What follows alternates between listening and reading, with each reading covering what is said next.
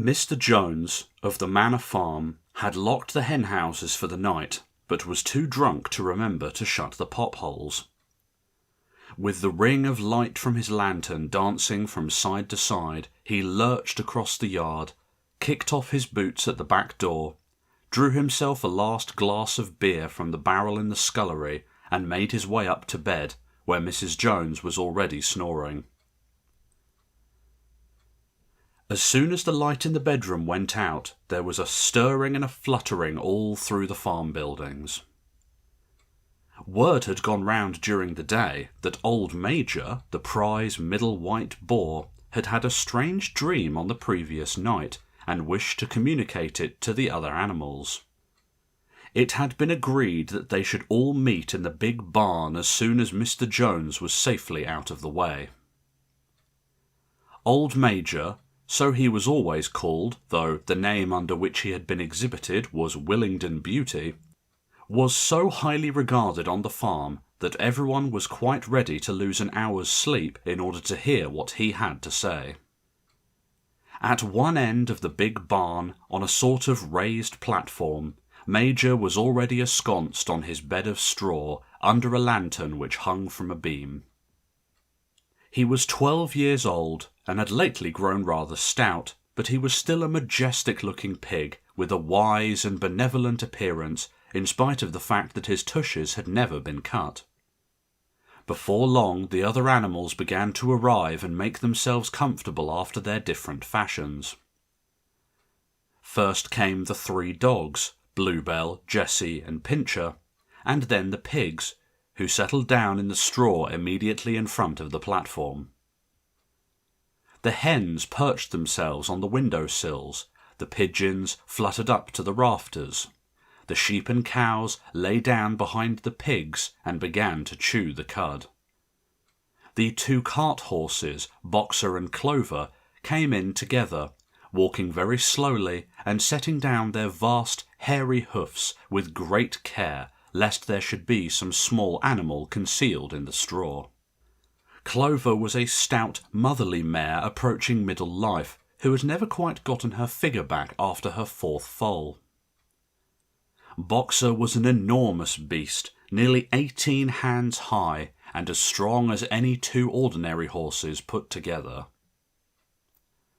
A white stripe down his nose gave him a somewhat stupid appearance, and in fact he was not of first-rate intelligence, but he was universally respected for his steadiness of character and tremendous powers of work. After the horses came Muriel, the white goat, and Benjamin the donkey. Benjamin was the oldest animal on the farm and the worst-tempered. He seldom talked, and when he did, it was usually to make some cynical remark. For instance, he would say that God had given him a tail to keep the flies off, but that he would sooner have had no tail and no flies. Alone among the animals on the farm, he never laughed. If asked why, he would say that he saw nothing to laugh at. Nevertheless, without openly admitting it, he was devoted to Boxer. The 2 of them usually spent their Sundays together in the small paddock beyond the orchard, grazing side by side and never speaking. The 2 horses had just lain down when a brood of ducklings, which had lost their mother, filed into the barn, cheeping feebly and wandering from side to side to find some place where they would not be trodden on. Clover made a sort of wall round them with her great foreleg, and the ducklings nestled down inside it and promptly fell asleep. At the last moment, Molly, the foolish, pretty white mare who drew Mr. Jones's trap, came mincing daintily in, chewing at a lump of sugar. She took place near the front and began flirting her white mane, hoping to draw attention to the red ribbons it was plaited with. Last of all came the cat, who looked round, as usual, for the warmest place, and finally squeezed herself in between Boxer and Clover. There she purred contentedly throughout Major's speech without listening to a word of what he was saying. All the animals were now present except Moses, the tame raven, who slept on a perch behind the back door. When Major saw they had all made themselves comfortable and were waiting attentively, he cleared his throat and began. "Comrades, you have heard already about the strange dream that I had last night. But I will come to the dream later. I have something else to say first. I do not think, comrades, that I shall be with you for many months longer, and before I die, I feel it my duty to pass on to you such wisdom as I have acquired. I have had a long life. I have had much time for thought as I lay alone in my stall, and I think I may say that I understand the nature of life on this earth as well as any animal now living. It is about this that I wish to speak to you. Now, comrades, what is the nature of this life of ours? Let us face it, our lives are miserable, laborious, and short.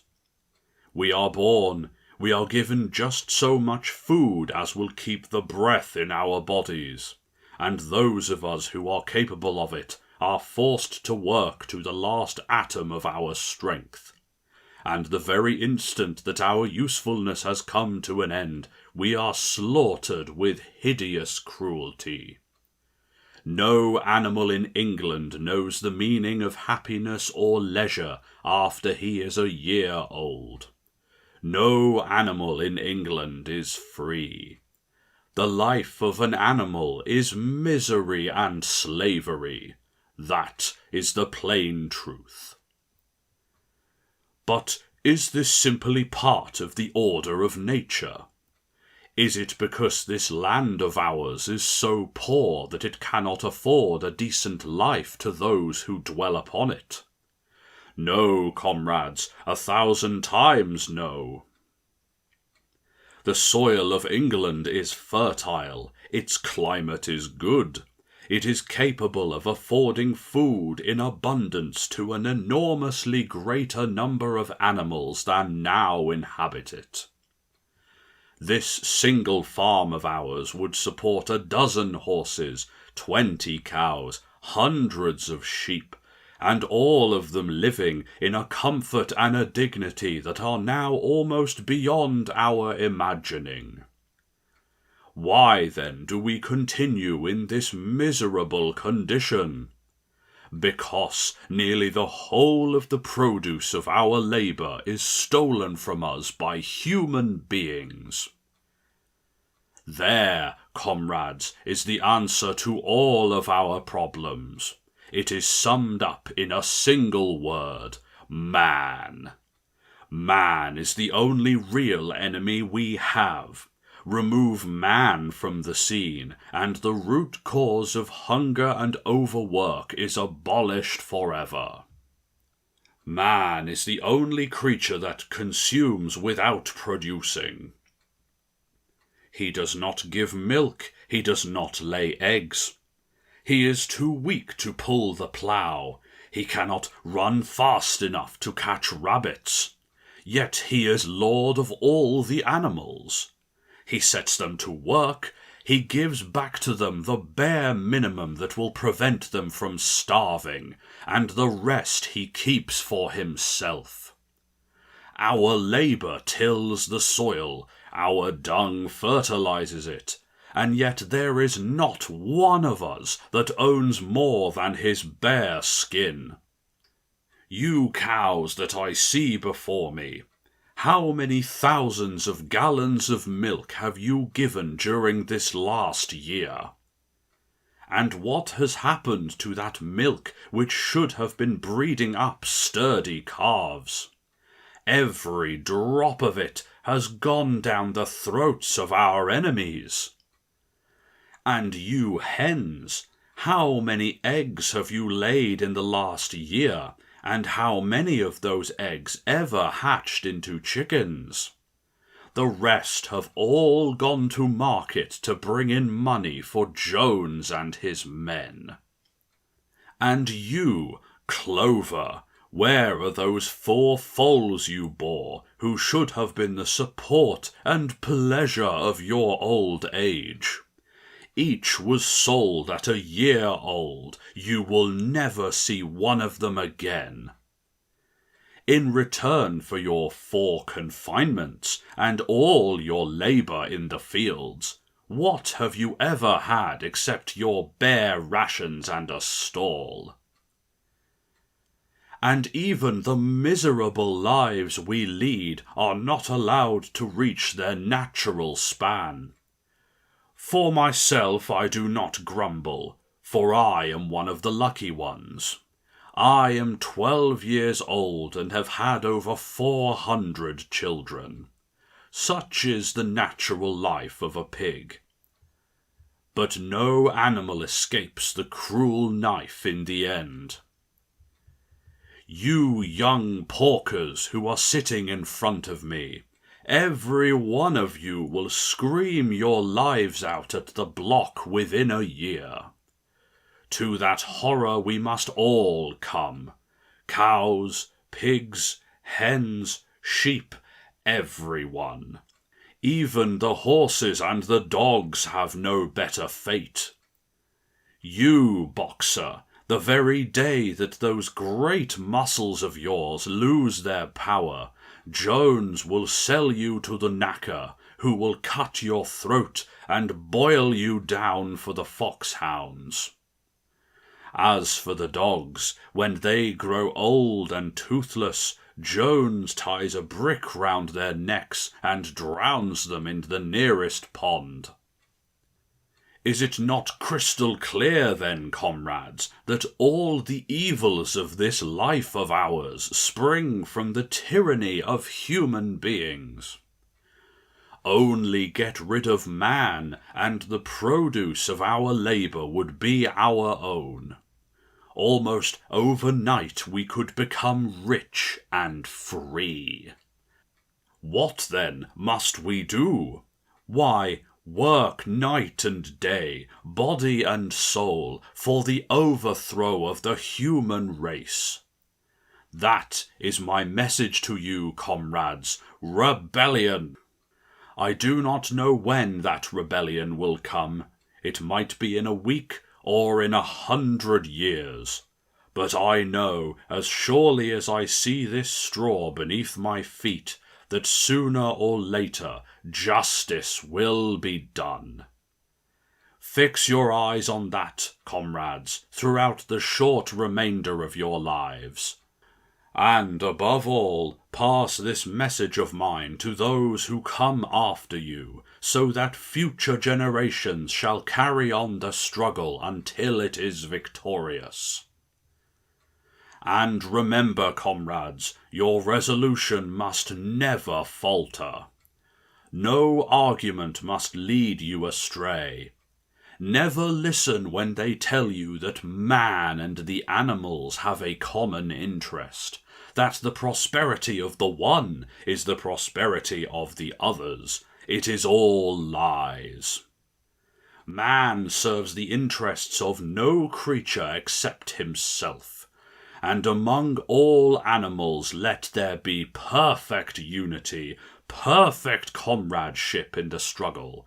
All men are enemies, all animals are comrades. At this moment there was a tremendous uproar. While Major was speaking, 4 large rats had crept out of their holes and were sitting on their hind quarters, listening to him. The dogs had suddenly caught sight of them, and it was only by a swift dash for their holes that the rats saved their lives. Major raised his trotter for silence.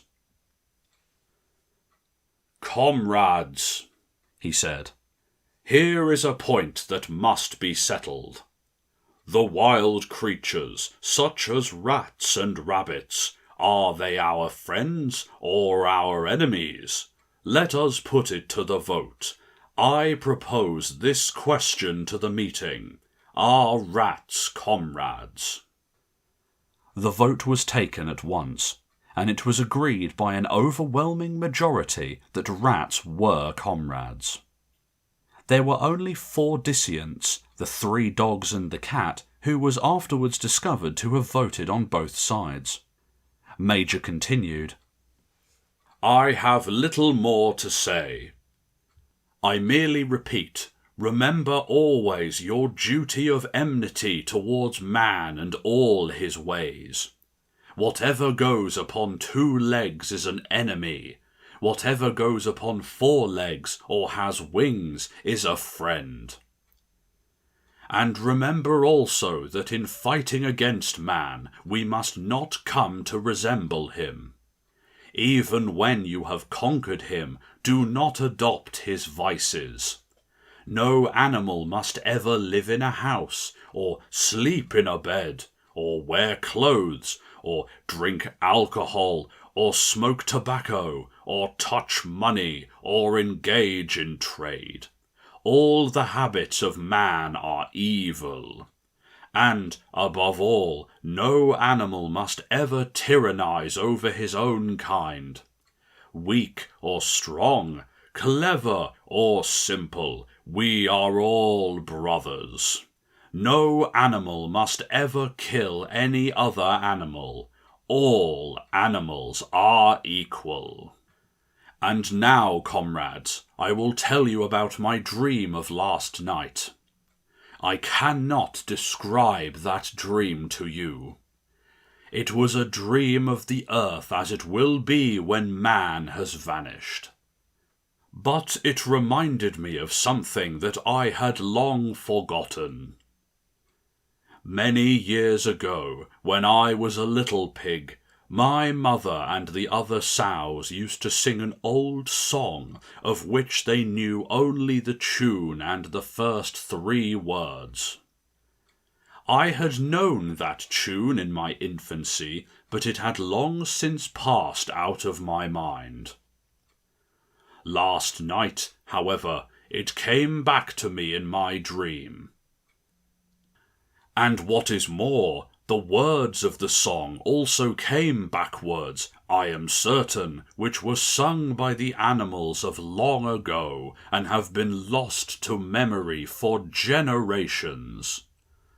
I will sing you that song now, comrades. I am old, and my voice is hoarse, but when I have taught you the tune, you can sing it better for yourselves. It is called Beasts of England. Old Major cleared his throat and began to sing. As he had said, his voice was hoarse, but he sang it well enough, and it was a stirring tune, something between Clementine and La Cucaracha. The words ran, Beasts of England, beasts of Ireland, beasts of every land and clime, hearken to my joyful tidings of the golden future time. Soon or late the day is coming, tyrant man shall be overthrown, and the fruitful fields of England shall be trod by beasts alone.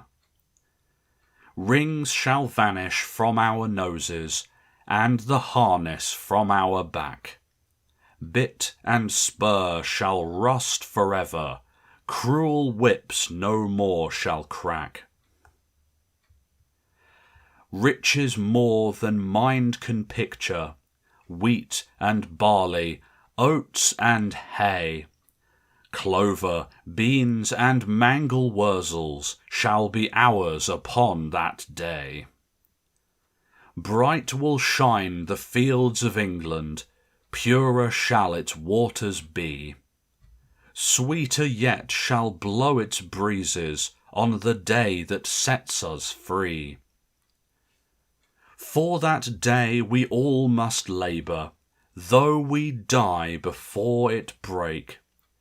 Cows and horses, geese and turkeys, all must toil for freedom's sake.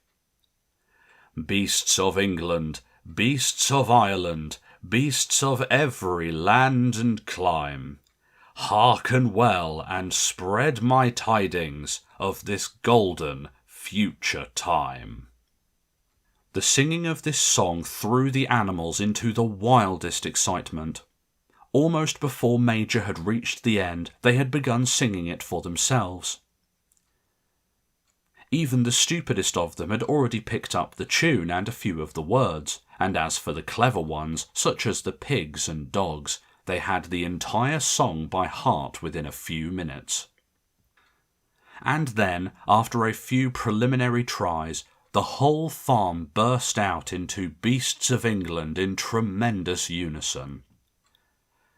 The cows lowed it, the dogs whined it, the sheep bleated it, the horses whinnied it, the ducks quacked it. They were so delighted with the song that they ran it through 5 times in succession, and might have continued singing it all night if they had not been interrupted. Unfortunately, the uproar awoke Mr. Jones, who sprang out of bed, making sure that there wasn't a fox in the yard.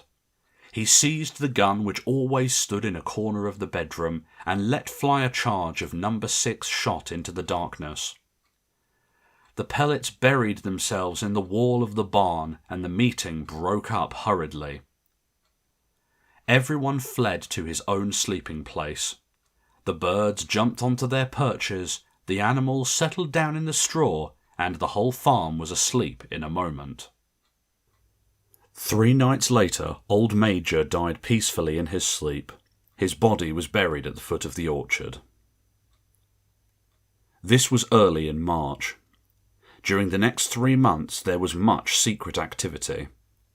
Major's speech had given to the more intelligent animals on the farm a completely new outlook on life.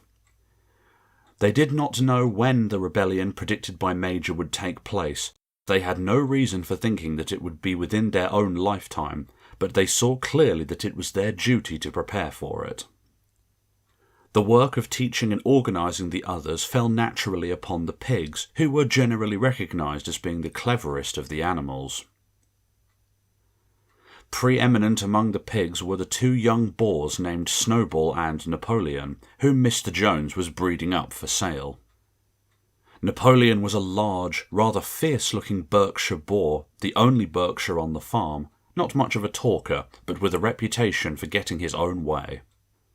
Snowball was a much more vivacious pig than Napoleon, quicker in speech and more inventive, but was not considered to have the same depth of character. All the other male pigs on the farm were porkers. The best known among them was a small fat pig named Squealer, with very round cheeks, twinkling eyes, nimble movement, and a shrill voice. He was a brilliant talker, and when he was arguing some difficult point, he had a way of skipping from side to side and whisking his tail which was somehow very persuasive. The others said of Squealer that he could turn black into white.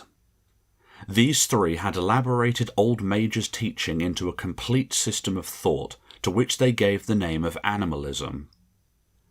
Several nights a week, after Mr. Jones was asleep, they held secret meetings in the barn and expounded the principles of animalism to the others. At the beginning they met with much stupidity and apathy. Some of the animals talked of the duty of loyalty to Mr. Jones, whom they referred to as Master, or made elementary comments such as, "Mr. Jones feeds us. If he were gone, we should starve to death." Others asked such questions as, "Why should we care what happens after we are dead?"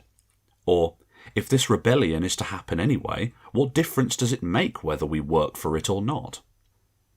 And the pigs had great difficulty in making them see that this was contrary to the spirit of animalism. The stupidest questions of all were asked by Molly, the white mare. The very first question she asked Snowball was, "Will there still be sugar after the rebellion?" "No," said Snowball firmly. "We have no means of making sugar on this farm. Besides, you do not need sugar. We will have all the oats and hay you want." "And shall I still be allowed to wear ribbons in my mane?" asked Molly. "Comrade," said Snowball, "these ribbons that you are so devoted to are the badge of slavery. Can you not understand that liberty is worth more than ribbons?" Molly agreed, but she did not sound very convinced. The pigs had an even harder struggle to counteract the lies put out by Moses, the tame raven. Moses, who was Mr. Jones's especial pet, was a spy and a tale-bearer, but he was also a clever talker. He claimed to know of the existence of a mysterious country called Sugar Candy Mountain, to which all animals went when they died. It was situated somewhere up in the sky, a little distance beyond the clouds, Moses said. In Sugar Candy Mountain it was Sunday 7 days a week. Clover was in season all year round. The lump sugar and linseed cake grew on the hedges. The animals hated Moses because he told tales and did no work, but some of them believed in Sugar Candy Mountain, and the pigs had to argue very hard to persuade them that there was no such place. Their most faithful disciples were the 2 cart horses, Boxer and Clover. These 2 had great difficulty in thinking anything out for themselves, but having once accepted the pigs as their teachers, they absorbed everything that they were told and passed it on to the other animals by simple arguments. They were unfailing in their attendance at the secret meetings in the barn, and led the singing of Beasts of England, with which the meetings always ended. Now, as it turned out, the rebellion was achieved much earlier and more easily than anyone had expected. In the past years, Mr. Jones, although a hard master, had been a capable farmer, but of late he had fallen on evil days. He had become much disheartened after losing money in a lawsuit and had taken to drinking more than was good for him. For whole days at a time he would lounge in his Windsor chair in the kitchen, reading the newspapers, drinking, and occasionally feeding Moses on crusts of bread soaked in beer. His men were idle and dishonest, the fields were full of weeds, the buildings wanted roofing, the hedges were neglected, and the animals were underfed. June came, and the hay was almost ready for cutting.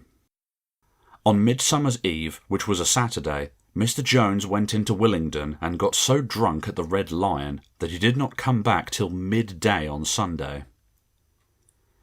The men had milked the cows in the early morning and had gone out rabbiting without bothering to feed the animals. When Mr. Jones got back, he immediately went to sleep on the drawing-room sofa with the news of the world over his face, so that when evening came the animals were still unfed. At last they could stand it no longer. One of the cows broke in the door of the store shed with her horn, and all the animals began to help themselves from the bins. It was just then that Mr. Jones woke up. The next moment he and his 4 men were in the store shed with whips in their hands, lashing out in all directions. This was more than the hungry animals could bear. With one accord, though nothing of the kind that had been planned beforehand, they flung themselves upon their tormentors. Jones and his men suddenly found themselves being butted and kicked from all sides. The situation was quite out of their control. They had never seen animals behave like this before, and this sudden uprising of creatures whom they were used to thrashing and maltreating just as they chose frightened them almost out of their wits. After only a moment or 2, they gave up trying to defend themselves and took to their heels. A minute later, all 5 of them were in full flight down the cart track that led to the main road, with the animals pursuing them in triumph. Mrs. Jones looked out of the bedroom window, saw what was happening, hurriedly flung a few possessions into a carpet bag, and slipped out of the farm by another way. Moses sprang off his perch and flapped after her, croaking loudly. Meanwhile, the animals had chased Jones and his men out onto the road and slammed the 5-barred gate behind them. And so, almost before they knew what was happening, the rebellion had been successfully carried through. Jones was expelled, and the manor farm was theirs. For the first few minutes, the animals could hardly believe in their good fortune. Their first act was to gallop in a body right round the boundaries of the farm, as though to make quite sure that no human being was hiding anywhere upon it. Then they raced back to the farm buildings to wipe out the last traces of Jones' hated reign. The harness room at the end of the stables was broken open. the bits, the nose rings, the dog chains, the cruel knives with which Mr. Jones had been used to castrate the pigs and lambs were all flung down the well. The reins, the halters, the blinkers, the degrading nose bags were thrown onto the rubbish fire which was burning in the yard. So were the whips. All the animals capered with joy when they saw the whips going up in flames. Snowball also threw onto the fire the ribbons with which the horses' mane and tails had usually been decorated on market days. "Ribbons," he said, "should be considered as clothes which are the mark of a human being. All animals should go naked." When Boxer heard this, he fetched the small straw hat which he wore in summer to keep the flies out of his ears, and flung it into the fire with the rest. In a very little while the animals had destroyed everything that reminded them of Mr. Jones. Napoleon led them back to the store shed and served out a double ration of corn to everybody, with 2 biscuits for each dog. Then they sang Beasts of England from end to end 7 times running, and after that they settled down for the night and slept as they had never slept before. But they woke at dawn as usual, and suddenly remembering the glorious thing that had happened, they all raced out into the pasture together. A little way down the pasture there was a knoll that commanded a view of most of the farm. The animals rushed to the top of it and gazed round them in the clear morning light. Yes, it was theirs. Everything that they could see was theirs. In the ecstasy of that thought they gambolled round and round, they hurled themselves into the air in great leaps of excitement. They rolled in the dew, they cropped mouthfuls of the sweet summer grass, they kicked up clods of the black earth and snuffed its rich scent. They made a tour of inspection of the whole farm and surveyed with speechless admiration the ploughland, the hayfield, the orchard, the pool, the spinnery. It was as though they had never seen these things before, and even now they could hardly believe that it was all their own. Then they filed back to the farm buildings and halted in silence outside the door of the farmhouse. That was theirs too, but they were frightened to go inside. After a moment, however, Snowball and Napoleon butted the door open with their shoulders, and the animals entered in single file, walking with the utmost care for fear of disturbing anything. They tiptoed from room to room, afraid to speak above a whisper, and gazing with a kind of awe at the unbelievable luxury, at the beds with their feather mattresses, the looking-glasses, the horsehair sofa, the Brussels carpet, the lithograph of Queen Victoria over the drawing-room mantelpiece. They were lost coming down the stairs when Molly was discovered to be missing. Going back, the others found that she had remained behind in the best bedroom. She had taken a piece of blue ribbon from Mrs. Jones's dressing table, and was holding it against her shoulder and admiring herself in the glass in a very foolish manner. The others reproached her sharply, and they went outside. Some hams hanging in the kitchen were taken out for burial, and the barrel of beer in the scullery was stove in with a kick from Boxer's hoof. Otherwise nothing in the house was touched. A unanimous resolution was passed on the spot that the farmhouse should be preserved as a museum. All were agreed that no animal must ever live there. The animals had their breakfast, and then Snowball and Napoleon called them together again. "Comrades," said Snowball, "it is 6:30, and we have a long day before us. Today we begin the hay harvest, but there is another matter we must attend to first." The pigs now revealed that during the past 3 months they had taught themselves to read and write from an old spelling book which had belonged to Mr. Jones's children and which had been thrown on the rubbish heap. Napoleon sent for pots of black and white paint and led the way down to the 5-barred gate that gave onto the main road. Then Snowball, for it was Snowball who was the best at writing, took a brush between the 2 knuckles of his trotter, painted out Manor Farm on the top bar of the gate, and in its place painted Animal Farm. This was to be the name of the farm from now onwards. After this they went back to the farm buildings, where Snowball and Napoleon sent for a ladder, which they caused to be set against the end wall of the big barn. They explained that by their studies of the past 3 months, the pigs had succeeded in reducing the principles of animalism to 7 commandments. The 7 commandments would now be inscribed on the wall. They would form an unalterable law by which all the animals on Animal Farm must live forever after. With some difficulty, for it is not easy for a pig to balance himself on a ladder, Snowball climbed up and set to work, with Squealer a few rungs below him holding the paint pot.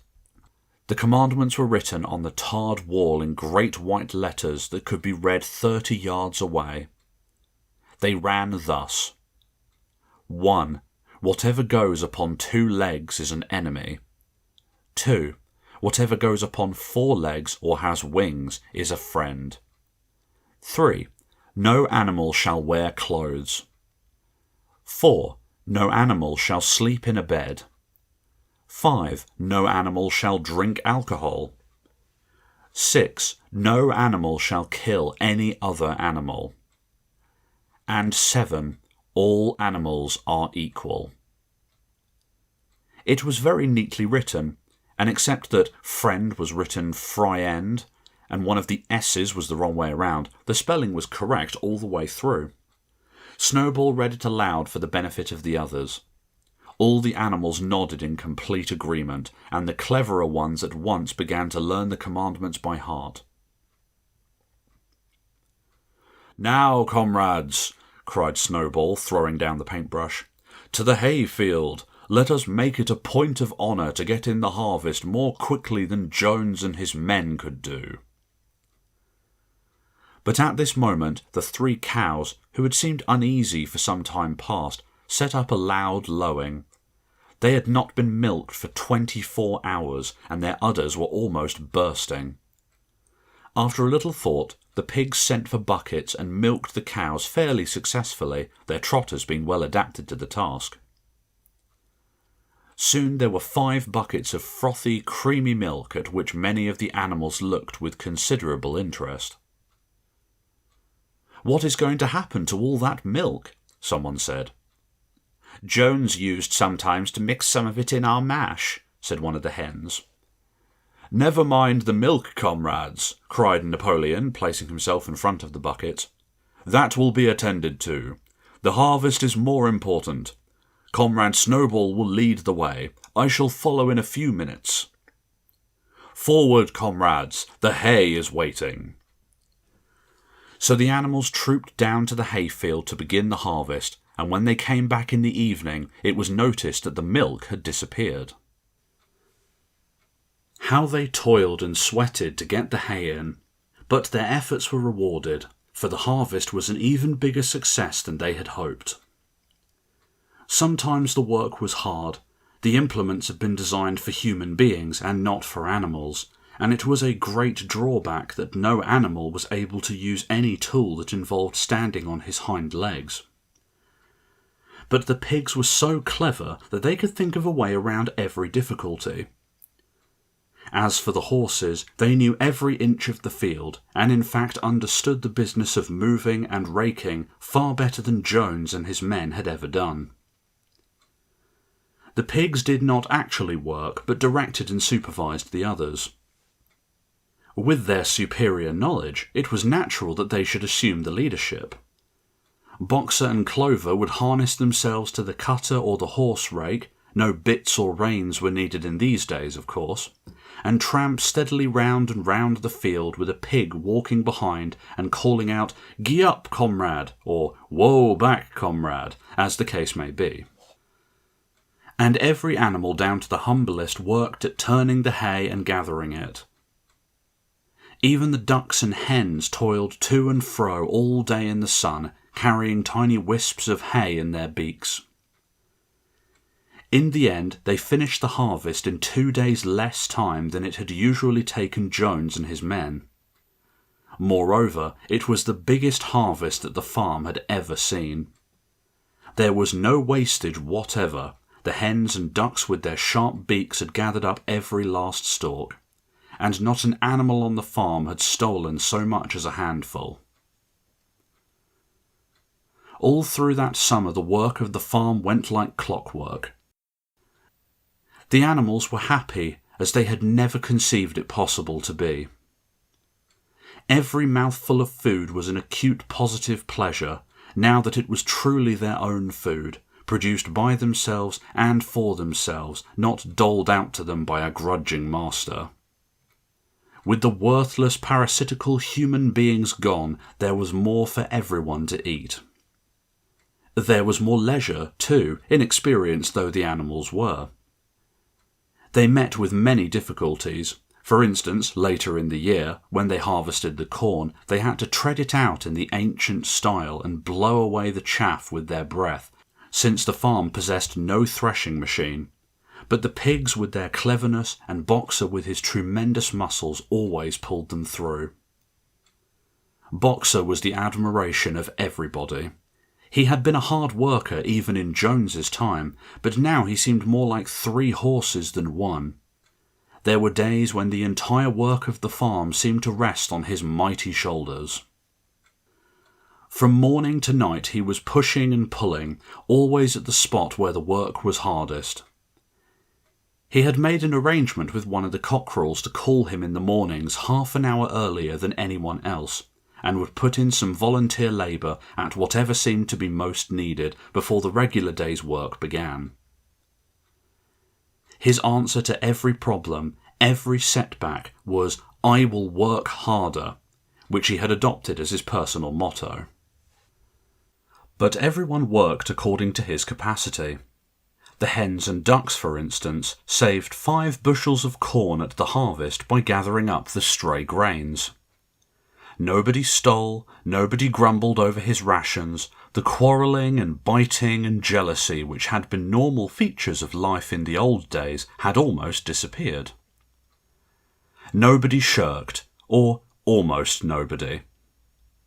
Molly, it was true, was not good at getting up in the mornings, and had a way of leaving work early on the ground that there was a stone in her hoof. And the behaviour of the cat was somewhat peculiar. It was soon noticed that when there was work to be done, the cat could never be found. She would vanish for hours on end, and then reappear at meal times or in the evening after work was over, as though nothing had happened. But she always made such excellent excuses and purred so affectionately that it was impossible not to believe in her good intentions. Old Benjamin, the donkey, seemed quite unchanged since the rebellion. He did his work in the same slow, obstinate way as he had done it in Jones's time, never shirking and never volunteering for extra work either. About the rebellion and its results he would express no opinion. When asked whether he was happier now that Jones was gone, he would only say, "Donkeys live a long life. None of you have ever seen a dead donkey." And the others had to be content with his cryptic answer. On Sunday there was no work. Breakfast was an hour later than usual, and after breakfast there was a ceremony which was observed every week without fail. First came the hoisting of the flag. Snowball had found in the harness room an old green tablecloth of Mrs. Jones's and had painted on it a hoof and a horn in white. This was run up the flagstaff in the farmhouse garden every Sunday morning. The flag was green, Snowball explained, to represent the green fields of England, while the hoof and horn signify the future republic of the animals which would arise when the human race had been finally overthrown. After the hoisting of the flag, all the animals trooped into the big barn for a general assembly, which was known as the meeting. Here the work of the coming week was planned out, and resolutions were put forward and debated. It was always the pigs who put forward the resolutions. The other animals understood how to vote, but could never think of any resolutions of their own. Snowball and Napoleon were by far the most active in the debate.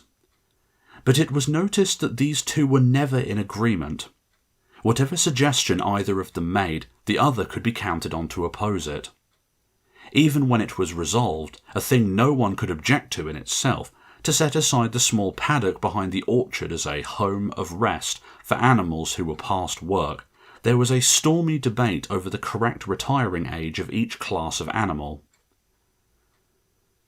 The meetings always ended with the singing of Beasts of England, and the afternoon was given up to recreation. The pigs had set aside the harness room as a headquarters for themselves. Here in the evenings they studied blacksmithing, carpentering, and other necessary arts from books which they had brought out of the farmhouse. Snowball also busied himself with organising the other animals into what he called animal committees. He was indefatigable at this. He formed the Egg Production Committee for the hens, the Clean Tails League for the cows, the Wild Comrades Re-Education Committee. The object of this was to tame the rats and rabbits, the Whiter Wool Movement for the sheep, and various others, besides instituting classes in reading and writing. On the whole, these projects were a failure. The attempt to tame the wild creatures, for instance, broke down almost immediately. They continued to behave very much as before, and when treated with generosity, they simply took advantage of it. The cat joined the Re-Education Committee and was very active in it for some days. She was seen one day sitting on the roof and talking to some sparrows who were just out of her reach. She was telling them that all animals were now comrades, and that any sparrow who chose could come and perch on her paw, but the sparrows kept their distance. The reading and writing classes, however, were a great success. By the autumn, almost every animal on the farm was literate in some degree. As for the pigs, they could already read and write perfectly. The dogs learned to read fairly well, but were not interested in reading anything except the 7 Commandments. Muriel, the goat, could read somewhat better than the dogs, and sometimes used to read to the others in the evenings from scraps of newspaper which she found on the rubbish heap. Benjamin could read as well as any pig, but never exercised his faculty. So far as he knew, he said, there was nothing worth reading. Clover learnt the whole alphabet, but could not put words together. Boxer could not get beyond the letter D. He would trace out A, B, C, D in the dust with his great hoof, and then would stand staring at the letters with his ears back, sometimes shaking his forelock, trying with all his might to remember what came next, and never succeeding. On several occasions, indeed, he did learn E, F, G, H, but by the time he knew them, it was always discovered that he had forgotten A, B, C, and D. Finally, he decided to be content with the first 4 letters, and used to write them out once or twice every day to refresh his memory.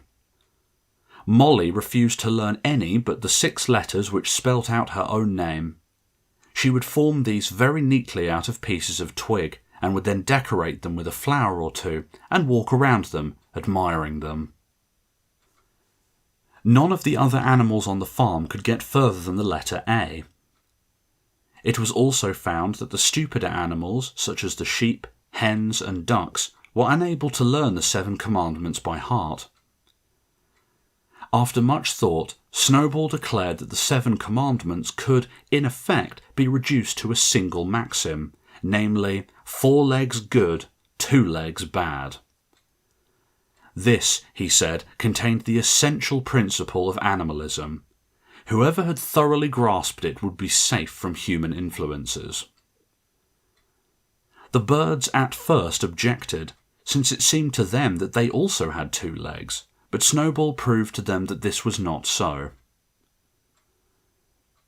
"A bird's wing, comrades," he said, "is an organ of propulsion and not of manipulation. It should therefore be regarded as a leg. The distinguished mark of man is the hand, the instrument with which he does all his mischief." The birds did not understand Snowball's long words, but they accepted his explanation, and all the humbler animals set to work to learn the new maxim by heart. 4 legs good, 2 legs bad, was inscribed on the end wall of the barn above the 7 commandments and in bigger letters. When they had once got it by heart, the sheep developed a great liking for this maxim, and often as they lay in the field they would all start bleating, 4 legs good, 2 legs bad, 4 legs good, 2 legs bad, and keep it up for hours on end, never growing tired of it. Napoleon took no interest in Snowball's committees.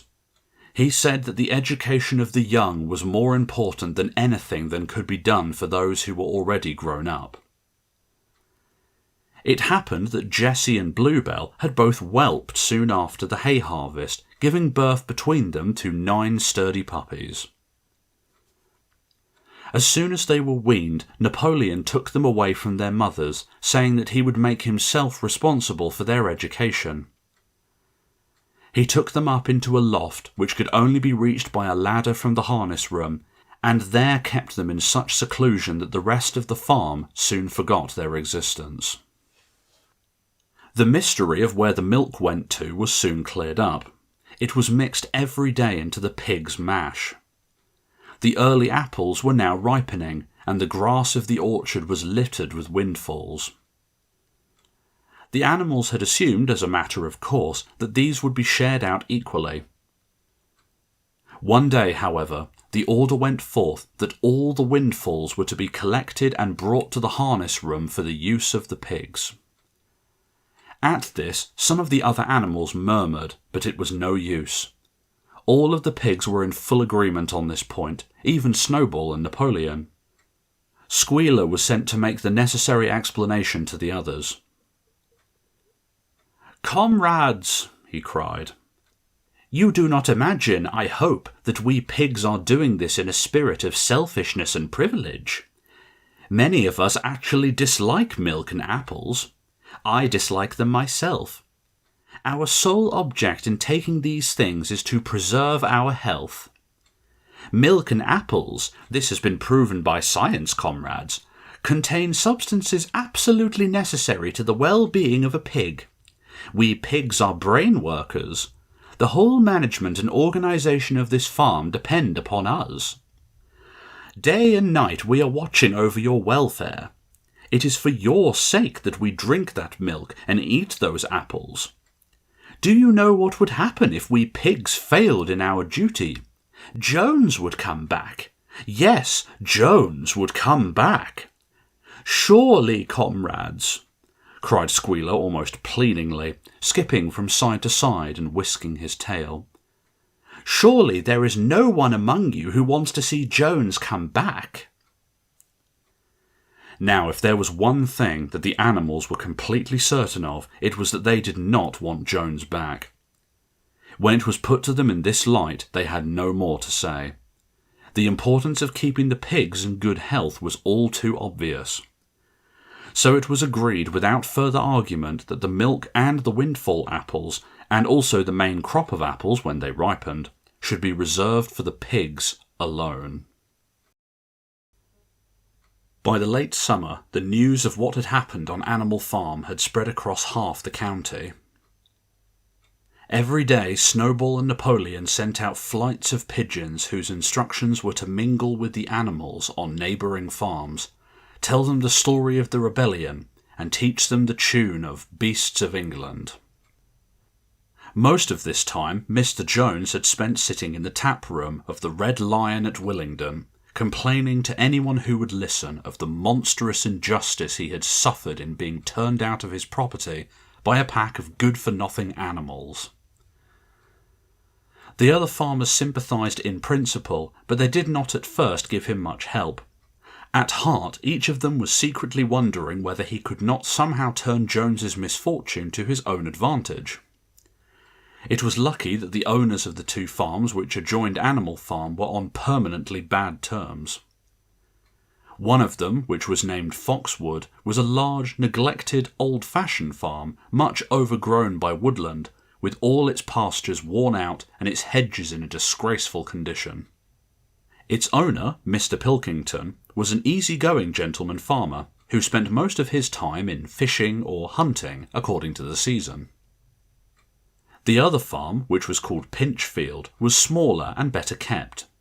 Its owner was a Mr. Frederick, a tough, shrewd man perpetually involved in lawsuits and with a name for driving hard bargains. These two disliked each other so much that it was difficult for them to come to any agreement, even in defence of their own interests.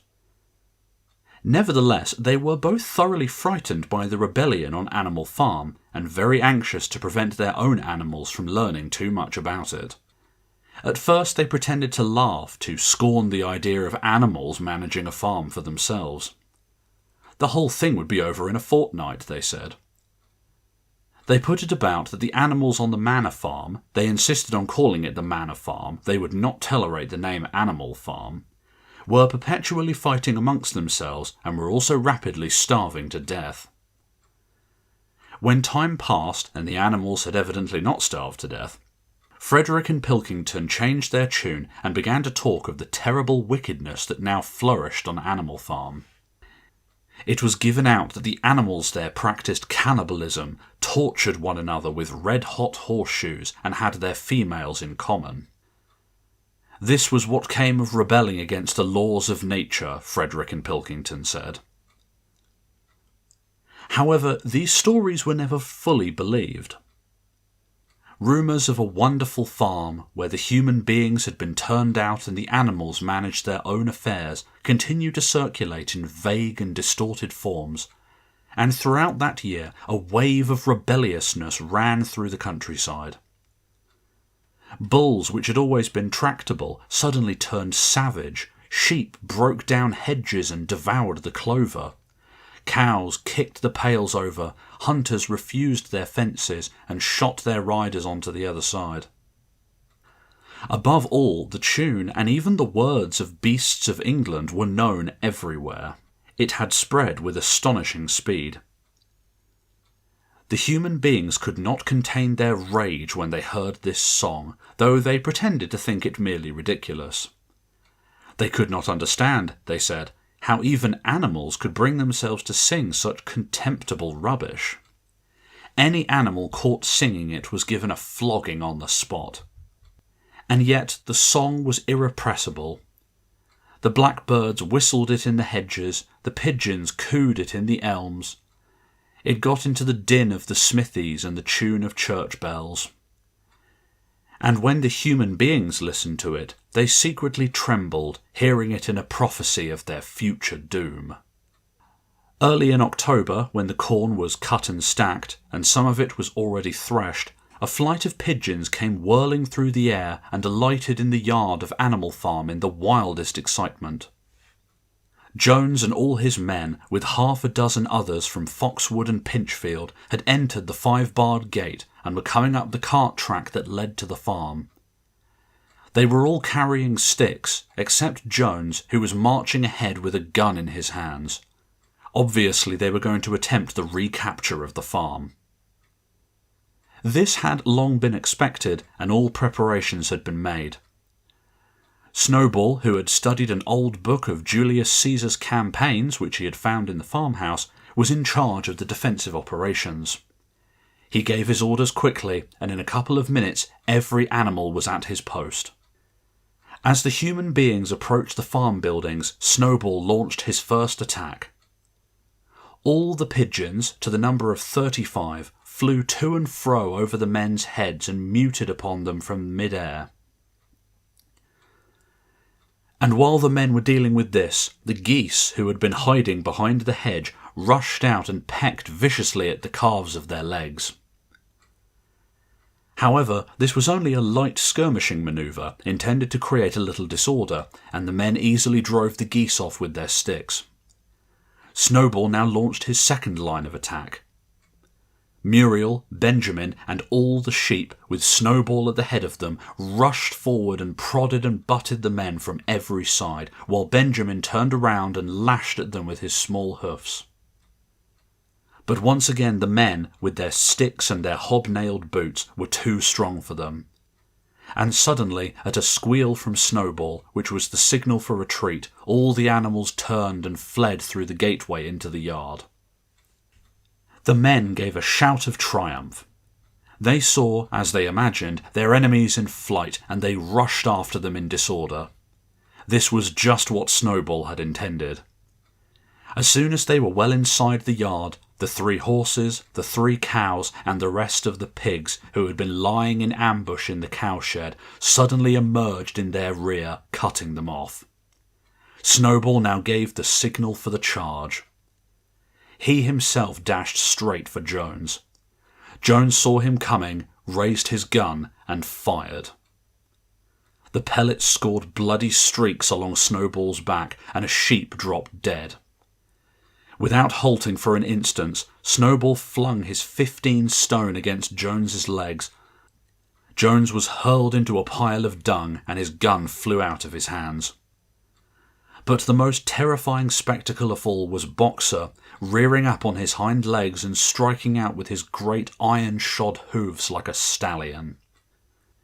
His very first blow took a stable lad from Foxwood on the skull and stretched him lifeless in the mud. At the sight, several men dropped their sticks and tried to run. Panic overtook them, and the next moment all the animals together were chasing them round and round the yard.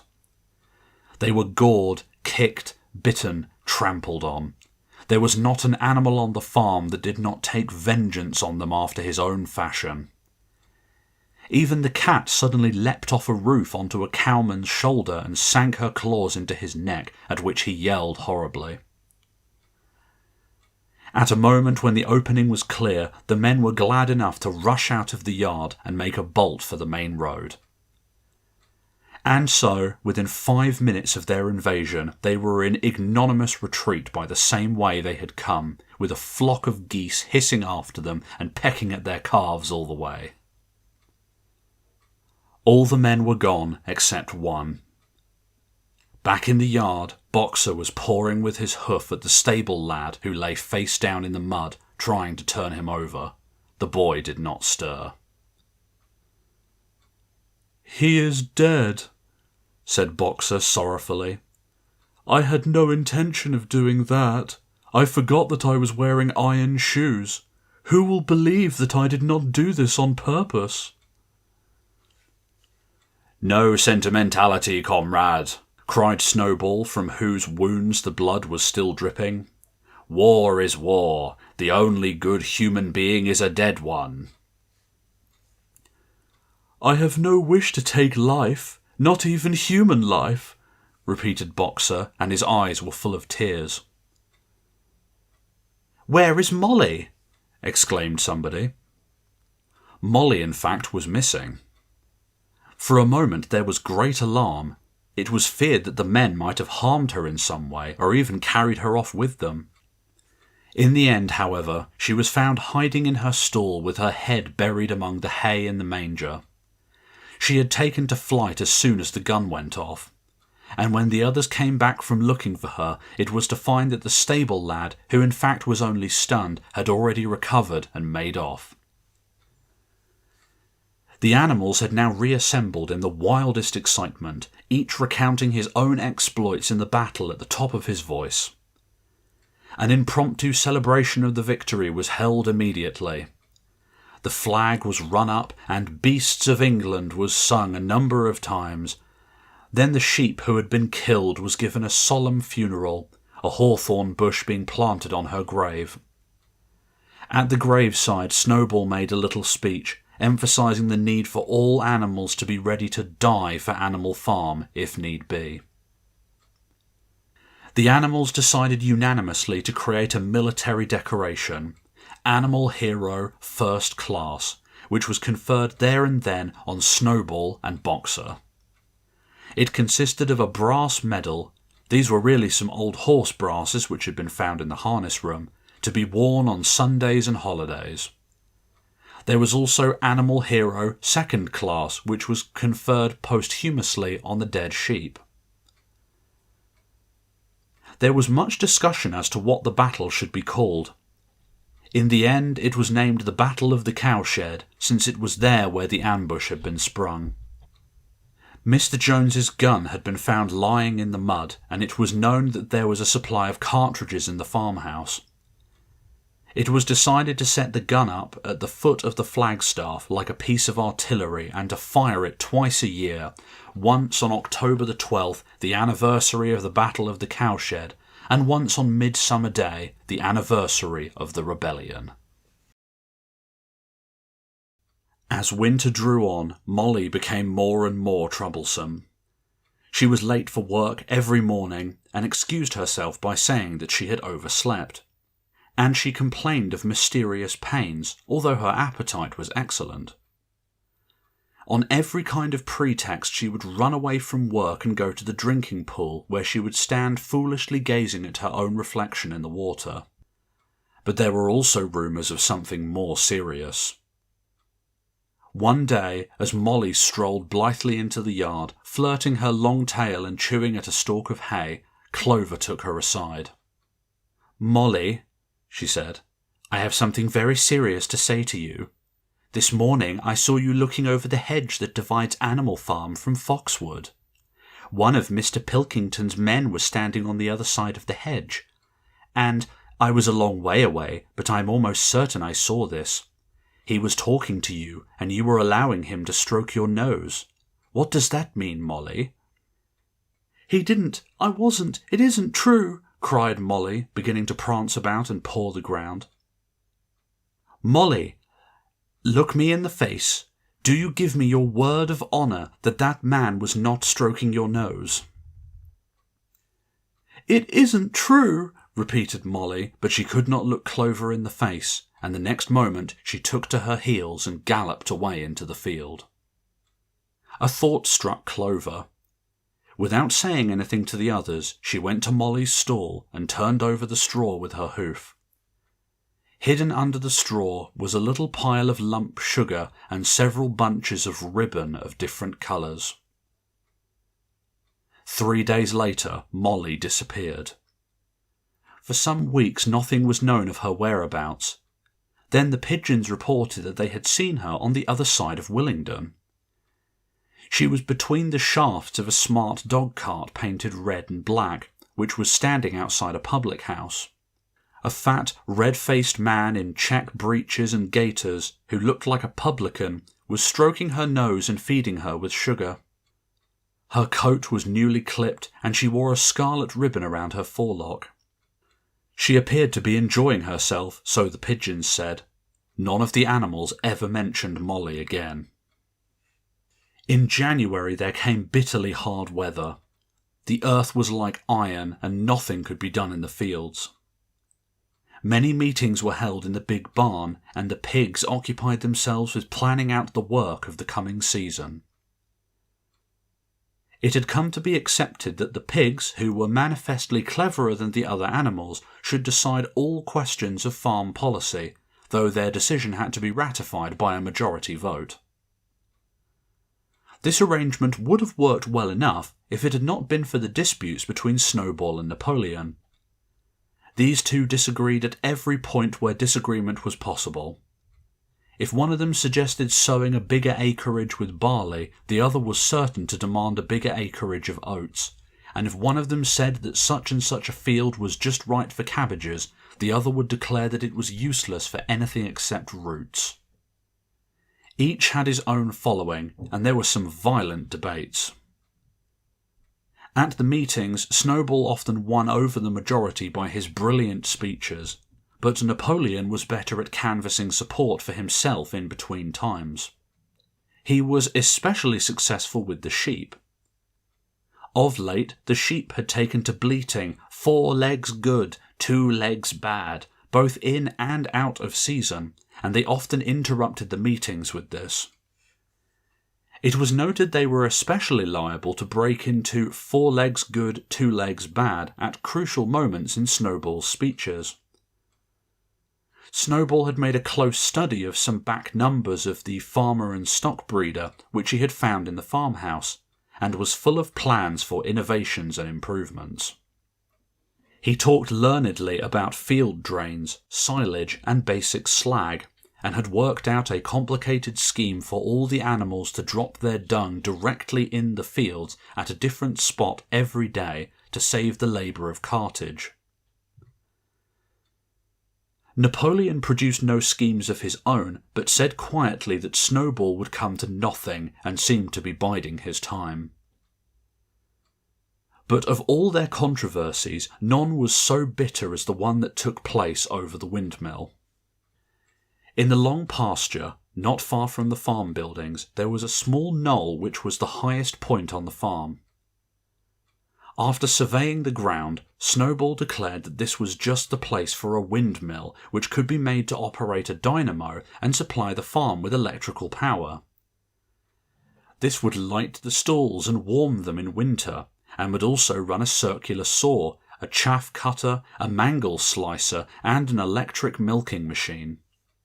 The animals had never heard of anything of this kind before, for the farm was an old-fashioned one and had only the most primitive machinery, and they listened in astonishment while Snowball conjured up pictures of fantastic machines which would do their work for them while they grazed out their ease in the fields or improved their minds with reading and conversation.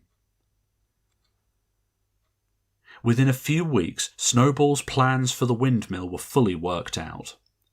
The mechanical details came mostly from 3 books which had belonged to Mr. Jones. 1,000 Useful Things to Do About the House, Every Man His Own Bricklayer, and Electricity for Beginners. Snowball used as his study a shed which had been used for incubators and had a smooth wooden floor suitable for drawing on. He was closeted there for hours at a time. With his books held open by a stone, and with a piece of chalk gripped between the knuckles of his trotter, he would move rapidly to and fro, drawing in line after line and uttering little whimpers of excitement. Gradually the plans grew into a complicated mass of cranks and cogwheels covering more than half the floor, which the other animals found completely unintelligible but very impressive. All of them came to look at Snowball's drawings at least once a day. Even the hens and ducks came and were at pains not to tread on the chalk marks. Only Napoleon held aloof. He had declared himself against the windmill from the start. One day, however, he arrived unexpectedly to examine the plans. He walked heavily around the shed, looked closely at every detail of the plans and snuffed at them once or twice, then stood for a little while contemplating them out of the corner of his eye. Then, suddenly he lifted his leg, urinated over the plans, and walked out without uttering a word. The whole farm was deeply divided on the subject of the windmill. Snowball did not deny that to build it would be a difficult business. Stone would have to be carried and built up into walls, and then the sails would have to be made, and after that there would be need for dynamos and cables. How these were to be procured, Snowball did not say. But he maintained that it could all be done in a year. And thereafter, he declared, so much labour would be saved that the animals would only need to work 3 days a week. Napoleon, on the other hand, argued that the great need of the moment was to increase food production, and that if they wasted time on the windmill they would all starve to death. The animals formed themselves into 2 factions under the slogan "Vote for Snowball and the 3-day week," and "Vote for Napoleon and the full manger." Benjamin was the only animal who did not side with either faction. He refused to believe either that food would become more plentiful or that the windmill would save work. Windmill or no windmill, he said, life would go on as it had always gone on, that is, badly. Apart from the disputes over the windmill, there was the question of the defence of the farm. It was fully realised that though the human beings had been defeated in the Battle of the Cowshed, they might make another and more determined attempt to recapture the farm and reinstate Mr. Jones. They had all the more reason for doing so because the news of their defeat had spread across the countryside, and made the animals on the neighbouring farms more restive than ever. As usual, Snowball and Napoleon were in disagreement. According to Napoleon, what the animals must do was to procure firearms and train themselves in the use of them. According to Snowball, they must send out more and more pigeons and stir up rebellion among the animals on the other farms. The one argued that if they could not defend themselves, they were bound to be conquered. The other argued that if rebellions happened everywhere, they would have no need to defend themselves.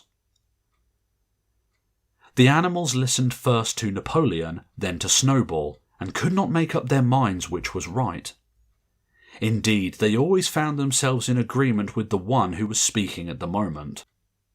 At last the day came when Snowball's plans were completed.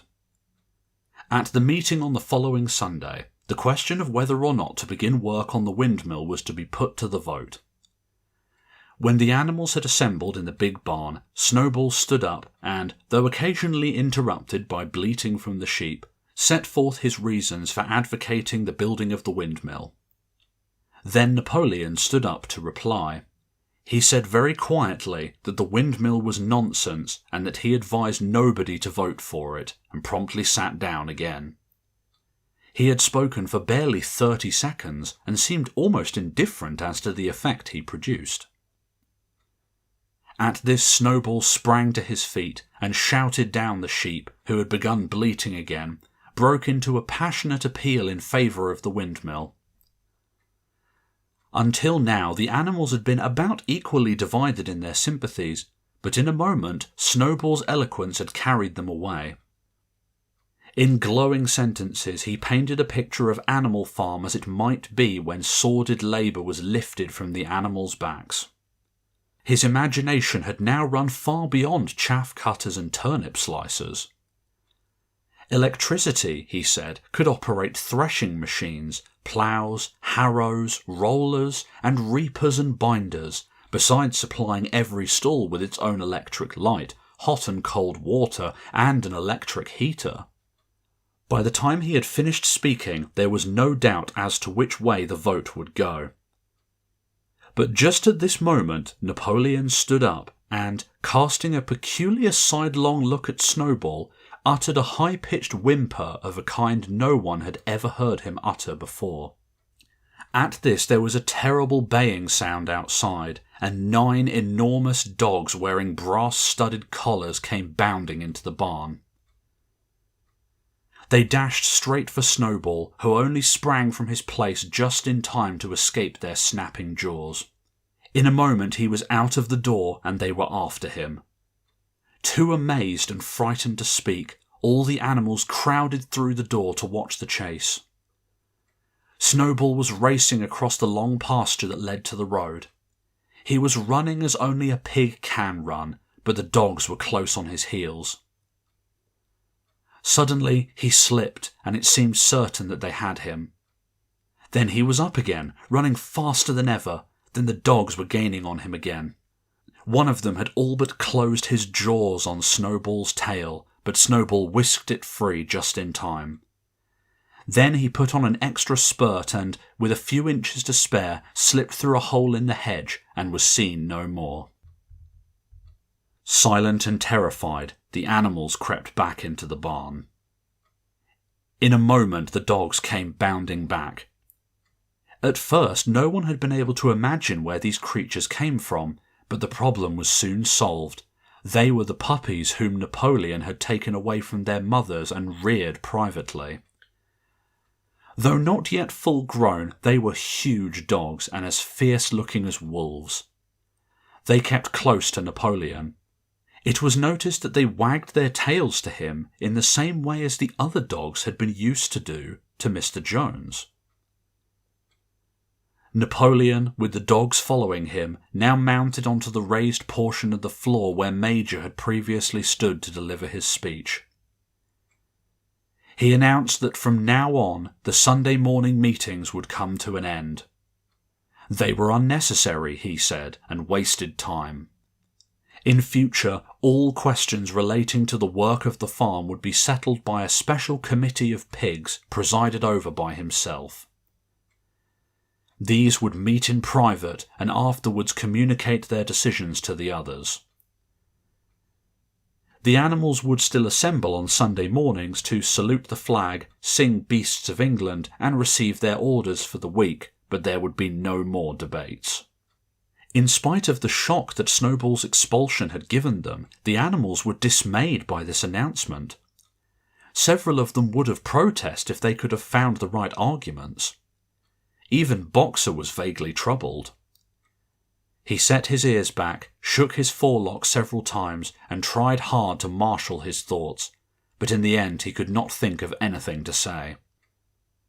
Some of the pigs themselves, however, were more articulate. 4 young porkers in the front row uttered shrill squeals of disapproval, and all 4 of them sprang to their feet and began speaking at once.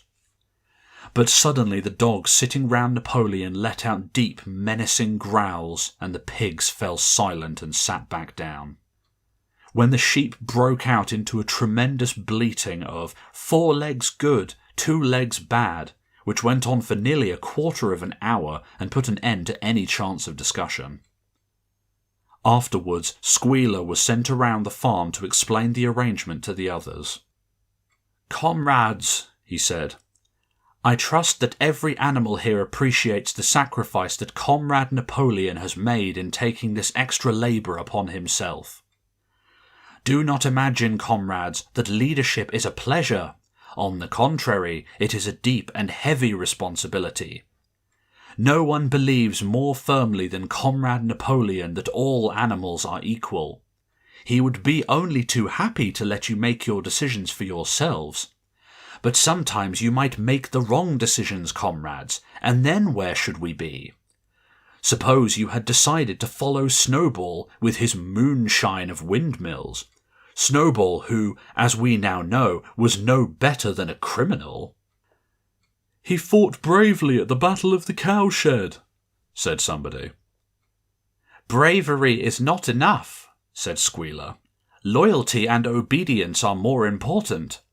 And as to the Battle of the Cowshed, I believe the time will come when we shall find that Snowball's part in it was much exaggerated.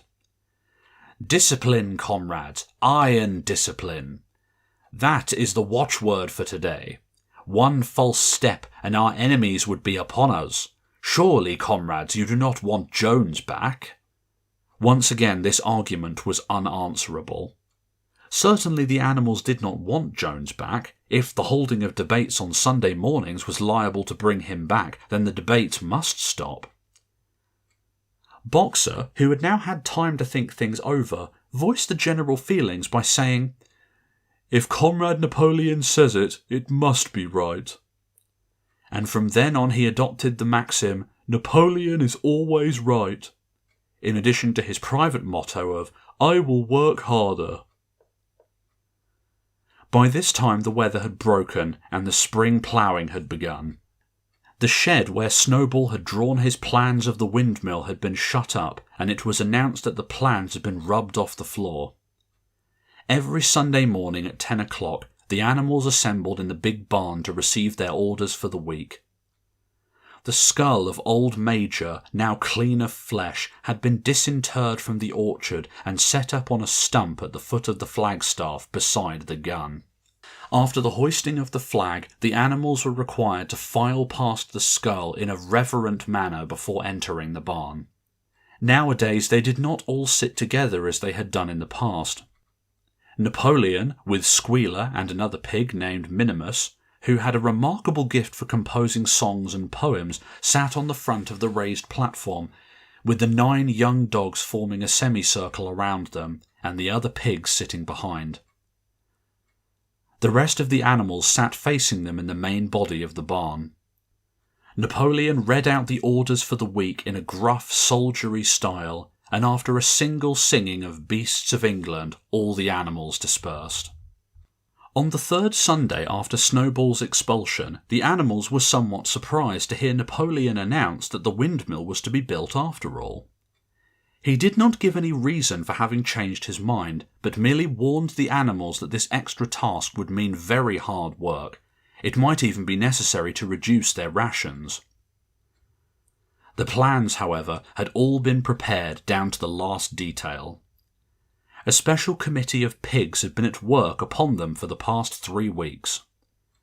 The building of the windmill, with various other improvements, was expected to take 2 years. That evening, Squealer explained privately to the other animals that Napoleon had never, in reality, been opposed to the windmill.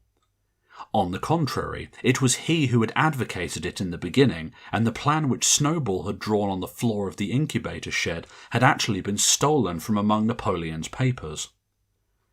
The windmill was, in fact, Napoleon's own creation. Why then, asked somebody, had he spoken so strongly against it? Here Squealer looked very sly. That, he said, was Comrade Napoleon's cunning. He had seemed to oppose the windmill, simply as a manoeuvre to get rid of Snowball, who was a dangerous character and a bad influence. Now that Snowball was out of the way, the plan could go forward without his interference. This, said Squealer, was something called tactics. He repeated a number of times, "Tactics, comrades, tactics," skipping round and whisking his tail with a merry laugh. The animals were not certain what the word meant, but Squealer spoke so persuasively, and the 3 dogs who happened to be with him growled so threateningly, that they accepted his explanation without further questions. All that year the animals worked like slaves. But they were happy in their work. They grudged no effort or sacrifice, well aware that everything they did was for the benefit of themselves and those of their kind who would come after them, and not for a pack of idle, thieving human beings. Throughout the spring and summer they worked a 60-hour week, and in August Napoleon announced that there would be work on Sunday afternoons as well. This work was strictly voluntary, but any animal who absented himself from it would have his rations reduced by half. Even so, it was found necessary to leave certain tasks undone. The harvest was a little less successful than in the previous year, and 2 fields which should have been sown with roots in the early summer were not sown because the ploughing had not been completed early enough. It was possible to foresee that the coming winter would be a hard one. The windmill presented unexpected difficulties. There was a good quarry of limestone on the farm, and plenty of sand and cement had been found in one of the outhouses, so that all the materials for building were at hand. But the problem the animals could not at first solve was how to break up the stone into pieces of suitable size. There seemed no way of doing this except with picks and crowbars, which no animal could use, because no animal could stand on his hind legs. After only weeks of vain effort did the right idea occur to somebody, namely to utilize the force of gravity. Huge boulders, far too big to be used as they were lying all over the bed of the quarry. The animals lashed ropes around these, and then all together, cows, horses, sheep, any animal that could lay hold of the rope, even the pigs sometimes joined in at critical moments, they dragged them with desperate slowness up the slope to the top of the quarry, where they were toppled over the edge to shatter to pieces below. Transporting the stones when it was once broken was comparatively simple. The horses carried it off in cartloads, the sheep dragged single blocks, even Muriel and Benjamin yoked themselves into an old governess cart and did their share. By late summer a sufficient store of stone had accumulated, and the building began under the superintendence of the pigs. But it was a slow, laborious process. Frequently it took a whole day of exhaustive effort to drag a single boulder to the top of the quarry, and sometimes when it was pushed over the edge it failed to break. Nothing could have been achieved without Boxer, whose strength seemed equal to that of all the rest of the animals put together. When the boulder began to slip and the animals cried out in despair at finding themselves dragged down the hill, it was always Boxer who strained himself against the rope and brought the boulder to a stop. To see him toiling up the slope inch by inch, his breath coming fast, the tips of his hooves clawing at the ground, and his great sides matted with sweat, filled everyone with admiration.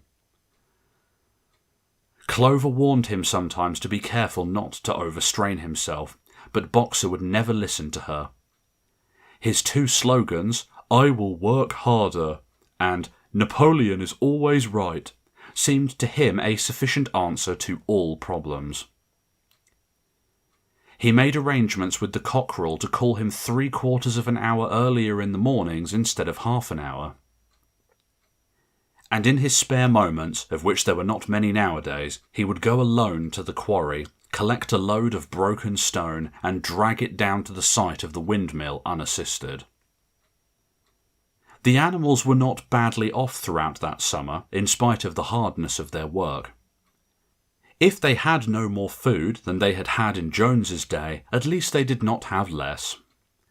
The advantage of only having to feed themselves, and not to support 5 extravagant human beings as well, was so great that it would have taken a lot of failures to outweigh it. And in many ways the animal method of doing things was more efficient and saved labour. Such jobs as weeding, for instance, could be done with a thoroughness impossible to human beings. And again, since no animal now stole, it was unnecessary to fence off pasture from arable land, which saved a lot of labour on the upkeep of hedges and gates. Nevertheless, as the summer wore on, various unforeseen shortages began to make themselves felt. There was need of paraffin oil, nails, string, dog biscuits, and iron for the horses' shoes, none of which could be produced on the farm. Later, there would also be need for seeds and artificial manures, besides various tools, and, finally, the machinery for the windmill. How these were to be procured, no one was able to imagine.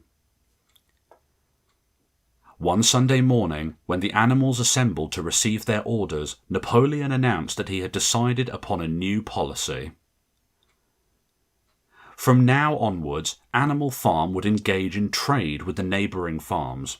Not, of course, for any commercial purpose, but simply in order to obtain certain materials which were urgently necessary. The needs of the windmill must override everything else, he said.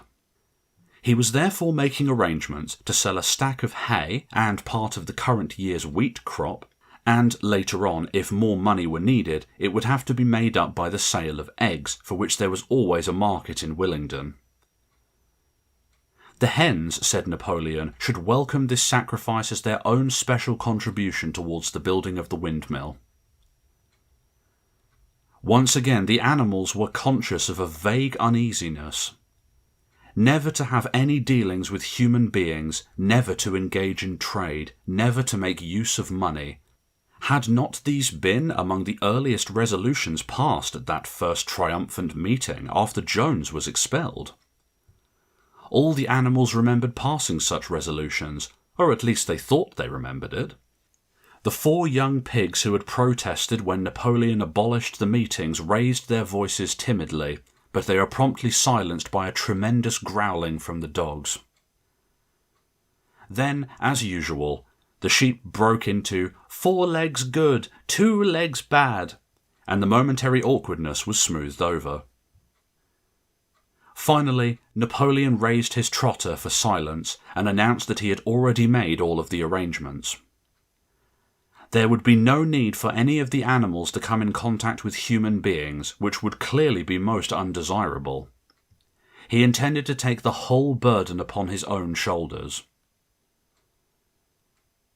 A Mr. Whymper, a solicitor living in Willingdon, had agreed to act as intermediary between Animal Farm and the outside world, and would visit the farm every Monday morning to receive his instructions.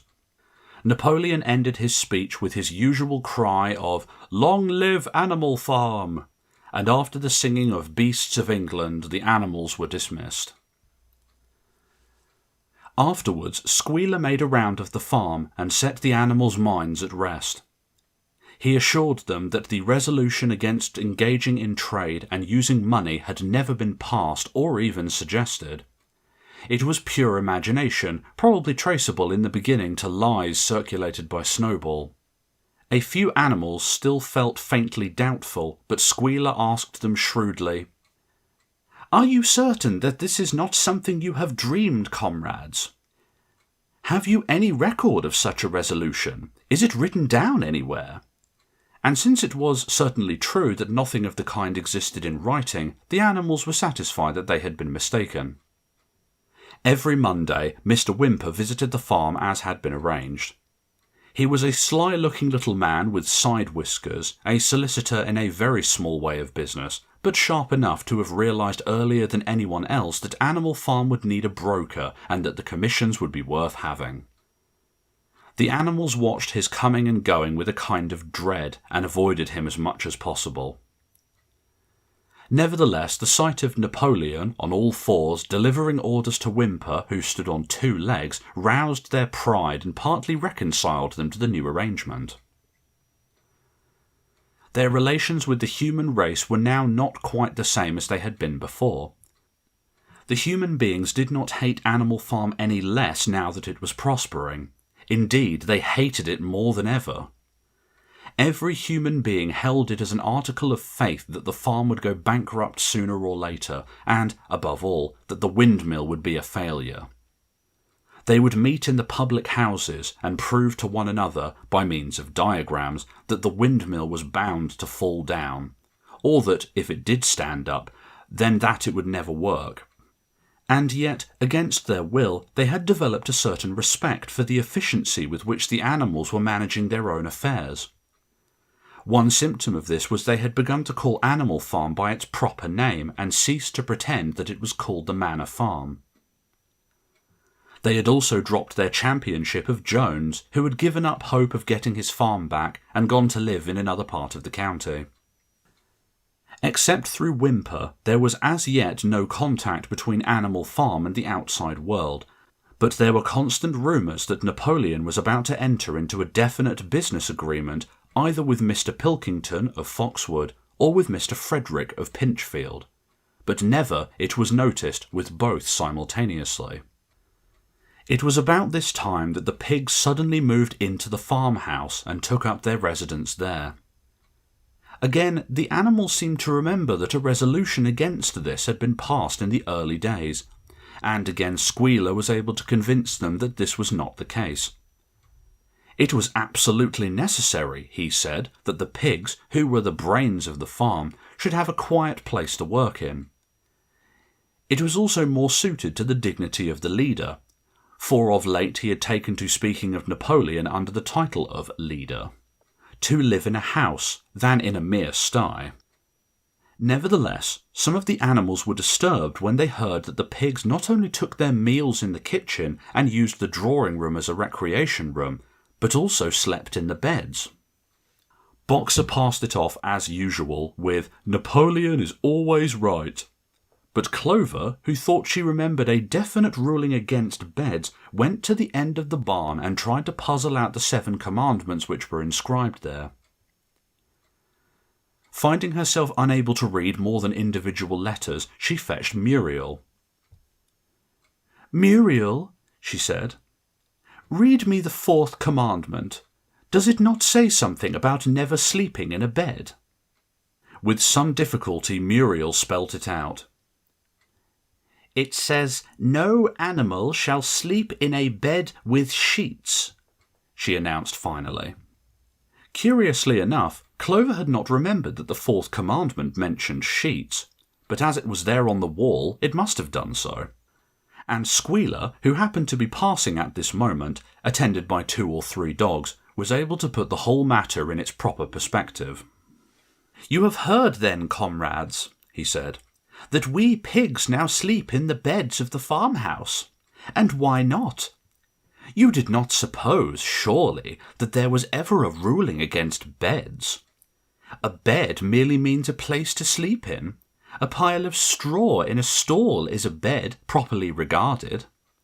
The rule was against sheets, which are a human invention. We have removed the sheets from the farmhouse beds and sleep between blankets. And very comfortable beds they are too. But not more comfortable than we need, I tell you, comrades, with all the brain work we have to do nowadays.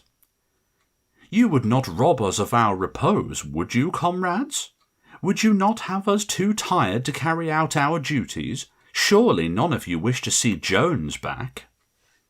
The animals reassured him on this point immediately, and no more was said about the pigs sleeping in the farmhouse beds. And then, some days afterwards, it was announced that from now on the pigs would get up an hour later in the mornings than the other animals. No complaint was made about that either. By the autumn, the animals were tired but happy. They had had a hard year, and after the sale of part of the hay and corn, the stores of food for the winter were none too plentiful, but the windmill compensated for everything. It was almost half built now. After the harvest there was a stretch of clear, dry weather, and the animals toiled harder than ever, thinking it well worth while a plod to and fro all day with blocks of stone, if by doing so they could raise the walls another foot. Boxer would even come out at nights and work for an hour or two on his own by the light of the harvest moon. In their spare moments, the animals would walk round and round the half-finished mill, admiring the strength and perpendicularity of its walls, and marvelling that they should ever have been able to build anything so imposing.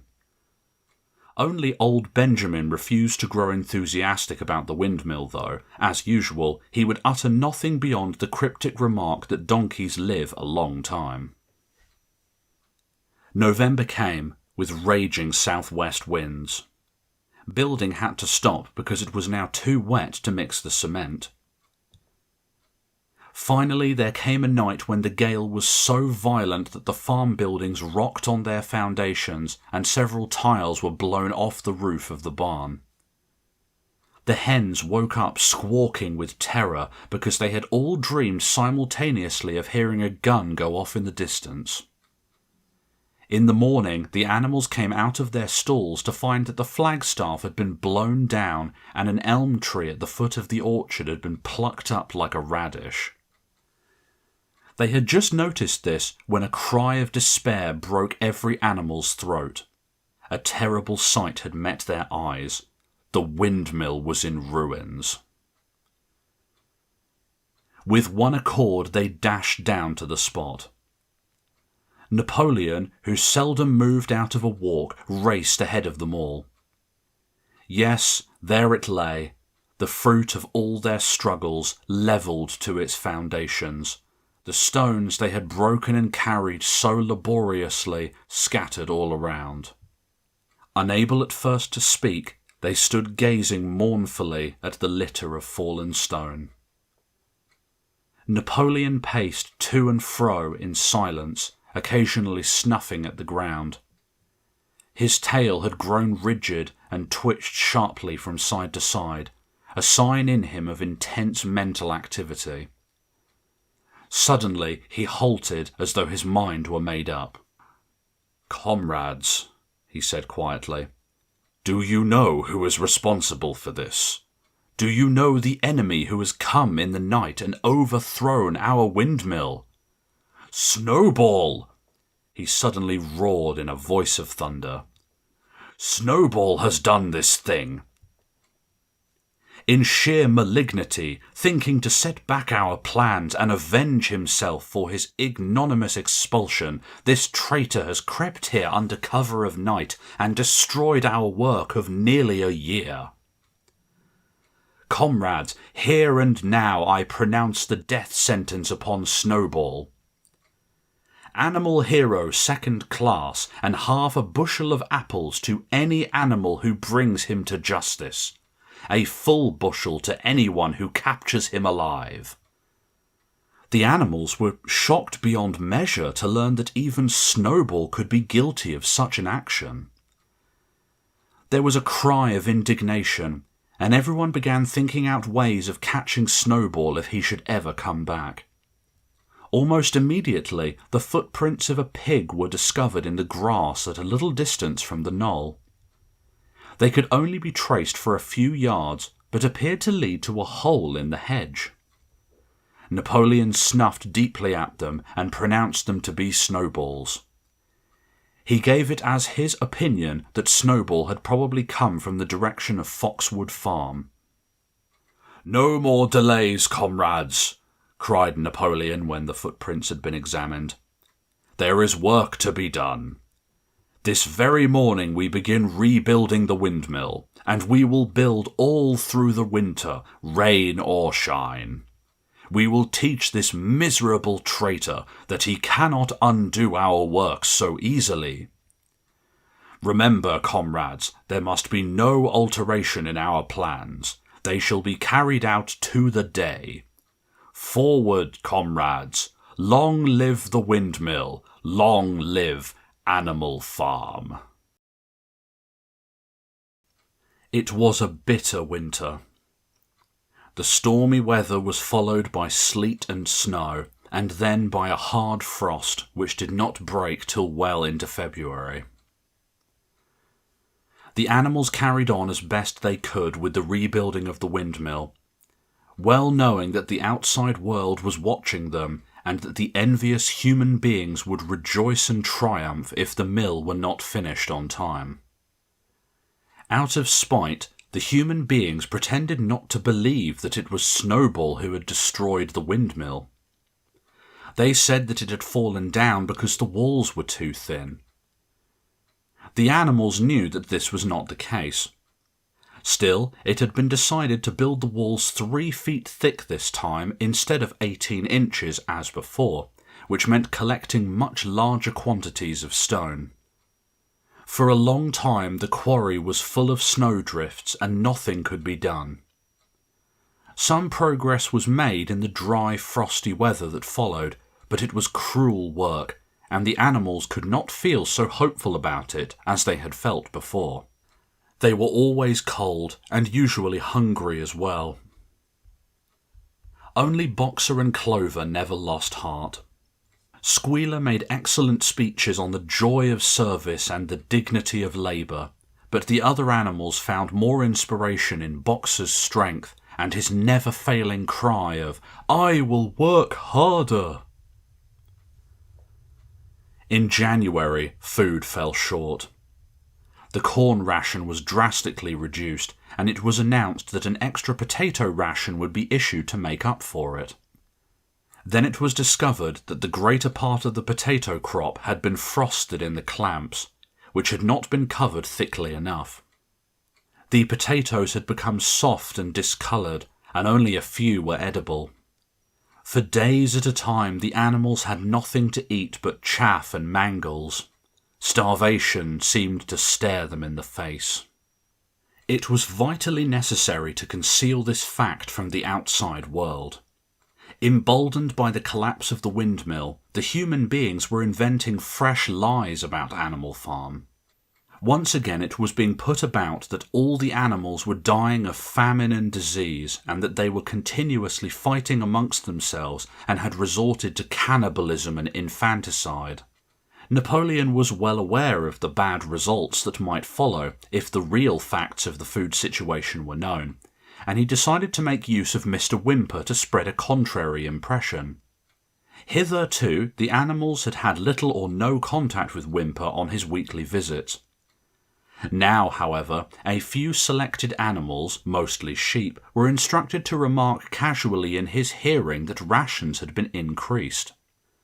In addition, Napoleon ordered the almost empty bins of the food shed to be filled nearly to the brim with sand, which was then covered up with what remained of the grain and meal. On some suitable pretext, Whymper was led through the store shed and allowed to catch a glimpse of the bins. He was deceived and continued to report to the outside world that there was no food shortage on Animal Farm.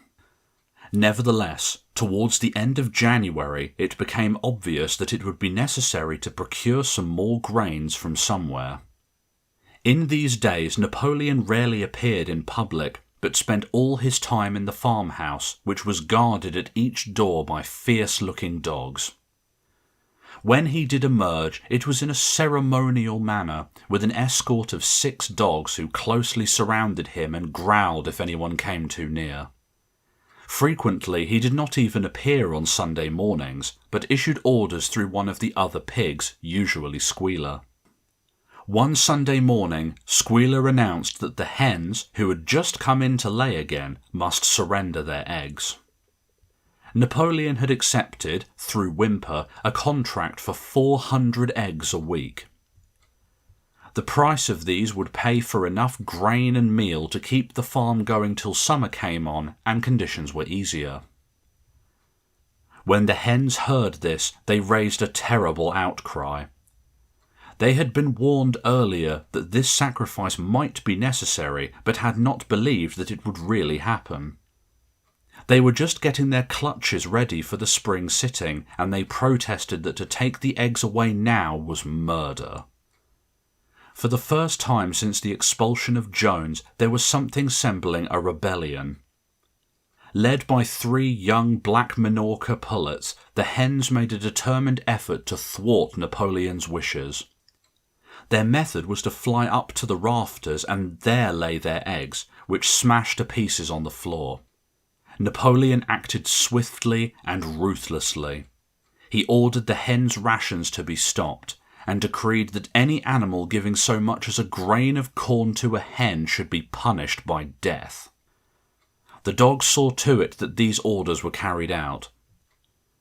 For 5 days the hens held out, then they capitulated and went back to their nesting boxes. 9 hens had died in the meantime. Their bodies were buried in the orchard, and it was given out that they had died of coccidiosis.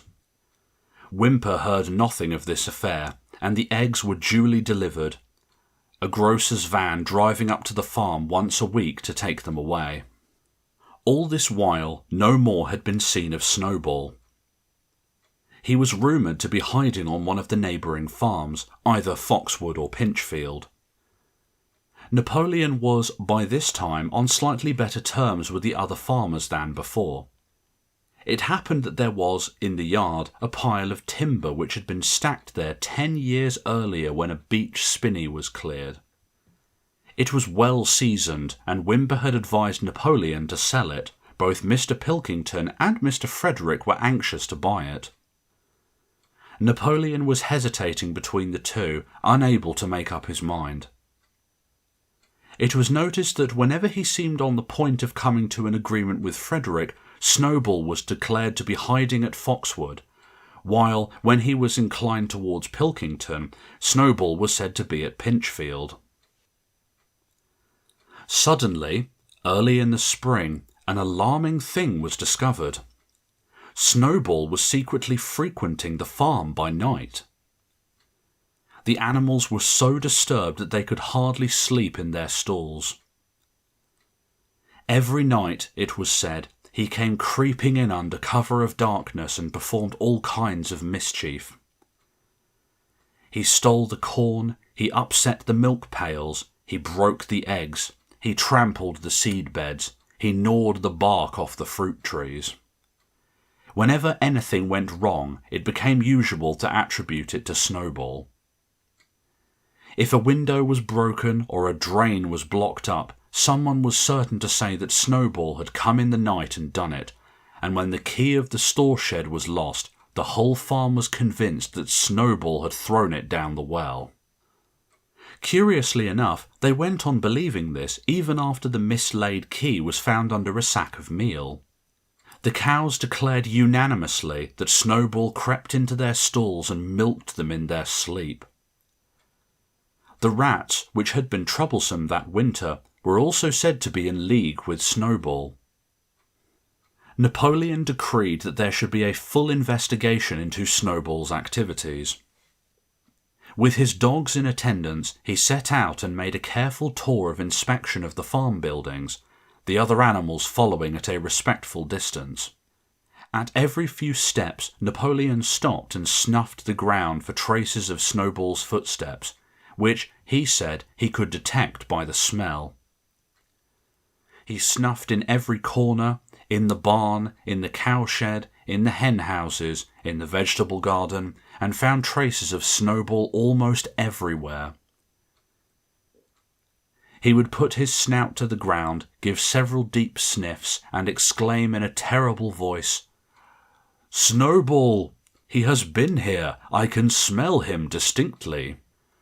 And at the word Snowball, all the dogs let out blood-curdling growls and showed their side teeth. The animals were thoroughly frightened. It seemed to them as though Snowball was some kind of invisible influence, pervading the air about them and menacing them with all kinds of dangers. In the evening, Squealer called them together and with an alarmed expression on his face told them that he had some serious news to report. "Comrades," cried Squealer, making little nervous skips, "a most terrible thing has been discovered. Snowball has sold himself to Frederick of Pinchfield Farm, who is even now plotting to attack us and take our farm away from us. Snowball is to act as his guide when the attack begins. But there is worse than that. We had thought that Snowball's rebellion was simply caused by his vanity and ambition, but we were wrong, comrades. Do you know what the real reason was? Snowball was in league with Jones from the very start. He was Jones's secret agent all the time. It has all been proven by documents which he left behind him and we have only just discovered. To my mind, this explains a great deal, comrades. Did we not see for ourselves how he attempted, fortunately without success, to get us defeated and destroyed at the Battle of the Cowshed?" The animals were stupefied. This was a wickedness far outdoing Snowball's destruction of the windmill. But it was some minutes before they could fully take it in. They all remembered, or thought they remembered, how they had seen Snowball charging ahead of them at the Battle of the Cowshed, how he had rallied and encouraged them at every turn, and how he had not paused for an instant even when the pellets from Jones's gun had wounded his back. At first it was a little difficult to see how this fitted in with his being on Jones's side. Even Boxer, who seldom asked questions, was puzzled. He lay down, tucked his forehoofs beneath him, shut his eyes, and with a hard effort managed to formulate his thoughts. "I do not believe that," he said. "Snowball fought bravely at the Battle of the Cowshed. I saw him myself. Did we not give him Animal Hero First Class immediately afterwards?" "That was our mistake, comrade, for we know now it is all written down in the secret documents we have found that in reality he was trying to lure us to our doom." "But he was wounded," said Boxer. "We all saw him running with blood." "That was part of the arrangement," cried Squealer. "Jones's gun only grazed him. I could show you this in his own writing if you were able to read it. The plot was for Snowball, at the critical moment, to give him the signal for flight and leave the field to the enemy. And he very nearly succeeded. I will even say, comrades, he would have succeeded if it had not been for our heroic leader, Comrade Napoleon. Do you not remember how, just at the moment when Jones and his men had got inside the yard, Snowball suddenly turned and fled, and many animals followed him? And do you not remember, too, that it was just at that moment, when panic was spreading and all seemed lost, that Comrade Napoleon sprang forward with a cry of "Death to humanity!" and sank his teeth in Jones's leg? Surely you remember that, comrades?" exclaimed Squealer, frisking from side to side. Now, when Squealer described the scene so graphically, it seemed to the animals that they did remember it. At any rate, they remembered that at the critical moment of the battle, Snowball had turned to flee. But Boxer was still a little uneasy. "I do not believe that Snowball was a traitor at the beginning," he said finally. "What he has done since is different, but I believe that at the Battle of the Cowshed he was a good comrade." "Our leader, Comrade Napoleon," announced Squealer, speaking very slowly and firmly, "has stated categorically, comrade, that Snowball was Jones's agent from the very beginning. Yes, and from long before the rebellion was ever thought of." "Ah, that is different," said Boxer. "If Comrade Napoleon says it, It must be right. That is the true spirit, comrade, cried Squealer, but it was noted he cast a very ugly look at Boxer with his little twinkling eyes. He turned to go, then paused and added impressively, I warn every animal on this farm to keep his eyes very wide open, for we have reason to think that some of Snowball's secret agents are lurking among us at this moment. 4 days later, in the late afternoon, Napoleon ordered all the animals to assemble in the yard. When they were all gathered together, Napoleon emerged from the farmhouse, wearing both his medals, for he had recently awarded himself Animal Hero First Class and Animal Hero Second Class, with his 9 huge dogs frisking around him and uttering growls that sent shivers down all the animals' spines. They all cowered silently in their places, seeming to know in advance that some terrible thing was about to happen. Napoleon stood sternly surveying his audience. Then he uttered a high-pitched whimper. Immediately the dogs bounded forward, seizing 4 of the pigs by the ear and dragging them, squealing with pain and terror, to Napoleon's feet. The pigs' ears were bleeding, the dogs had tasted blood, and for a few moments they appeared to go quite mad. To the amazement of everybody, 3 of them flung themselves upon Boxer. Boxer saw them coming and put out his great hoof, caught a dog in mid-air and pinned him to the ground. The dog shrieked for mercy, and the other 2 fled with their tails between their legs. Boxer looked at Napoleon to know whether he should crush the dog to death or let it go. Napoleon appeared to change countenance and sharply ordered Boxer to let the dog go, whereat Boxer lifted his hoof and the dog slunk away, bruised and howling. Presently the tumult died down. The 4 pigs waited, trembling, with guilt written on every line of their countenances. Napoleon now called upon them to confess their crimes. They were the same 4 pigs as had protested when Napoleon abolished the Sunday meetings. Without any further prompting, they confessed that they had been secretly in touch with Snowball ever since his expulsion, that they had collaborated with him in destroying the windmill, and that they had entered into an agreement with him to hand over Animal Farm to Mr. Frederick. They added that Snowball had privately admitted to them that he had been Jones's secret agent for years past. When they had finished their confession, the dogs promptly tore their throats out, and in a terrible voice Napoleon demanded whether any other animal had anything to confess.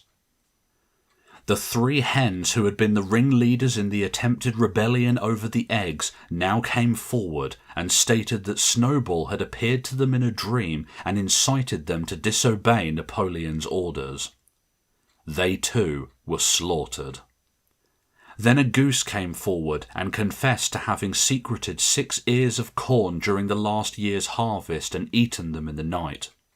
Then a sheep confessed to having urinated in the drinking pool, urged to do this, so she said, by Snowball, and 2 other sheep confessed to having murdered an old ram, an especially devoted follower of Napoleon, by chasing him round and round a bonfire when he was suffering from a cough. They were all slain on the spot. And so the tale of confessions and executions went on, until there was a pile of corpses lying before Napoleon's feet, and the air was heavy with the smell of blood, which had been unknown there since the expulsion of Jones. When it was all over, the remaining animals, except for the pigs and dogs, crept away in a body. They were shaken and miserable. They did not know which was more shocking, the treachery of the animals who had leagued themselves with Snowball, or the cruel retribution they had just witnessed. In the old days there had often been scenes of bloodshed equally terrible, but it seemed to all of them that it was far worse now that it was happening among themselves.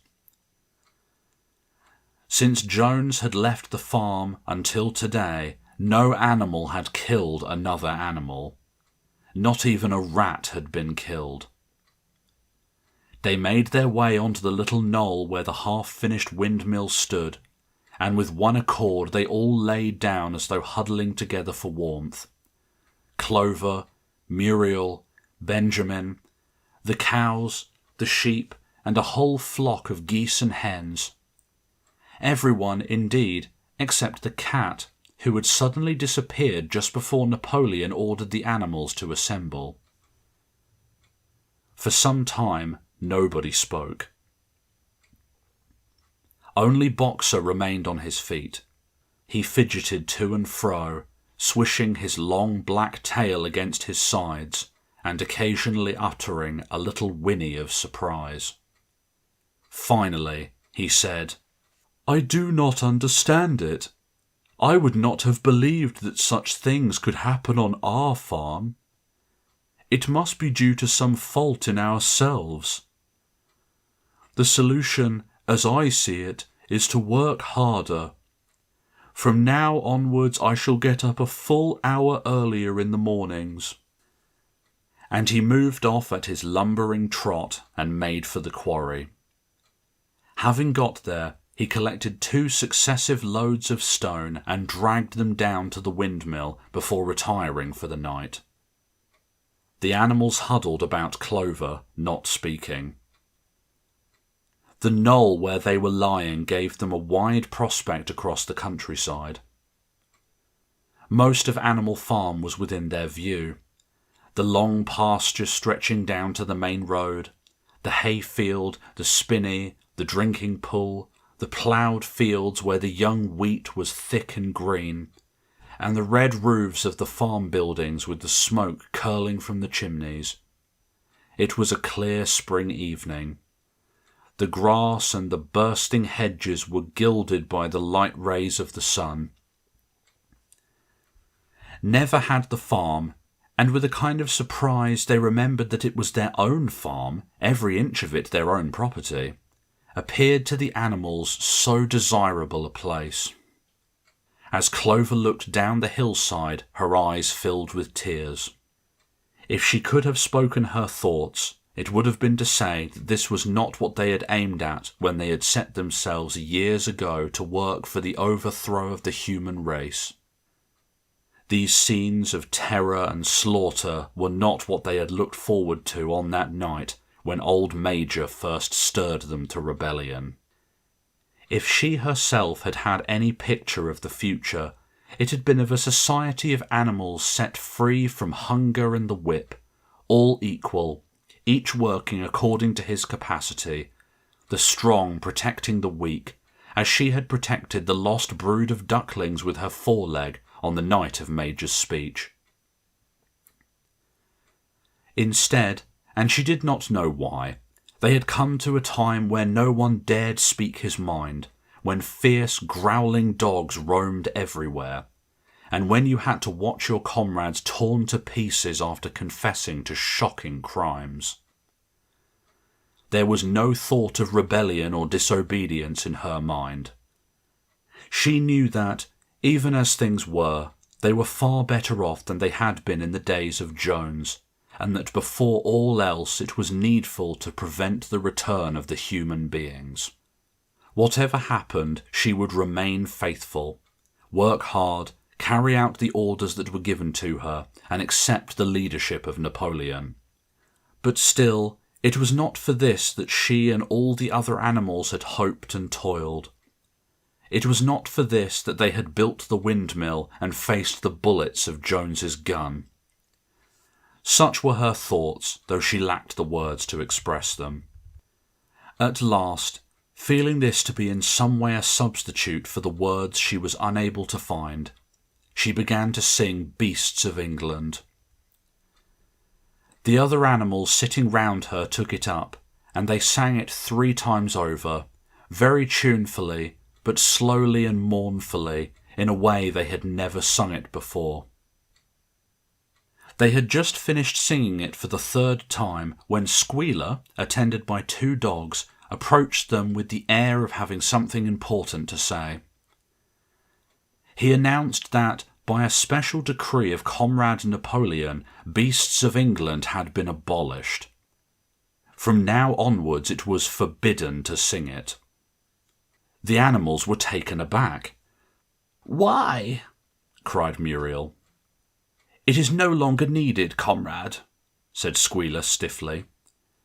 "Beasts of England was the song of the rebellion, but the rebellion is now completed. The execution of the traitors this afternoon was the final act. The enemy, both external and internal, has been defeated. In Beasts of England we expressed our longing for a better society in days to come. But that society has now been established. Clearly this song has no longer any purpose."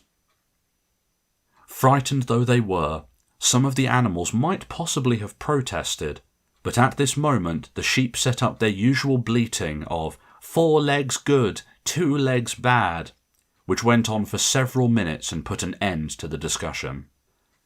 So Beasts of England was heard no more.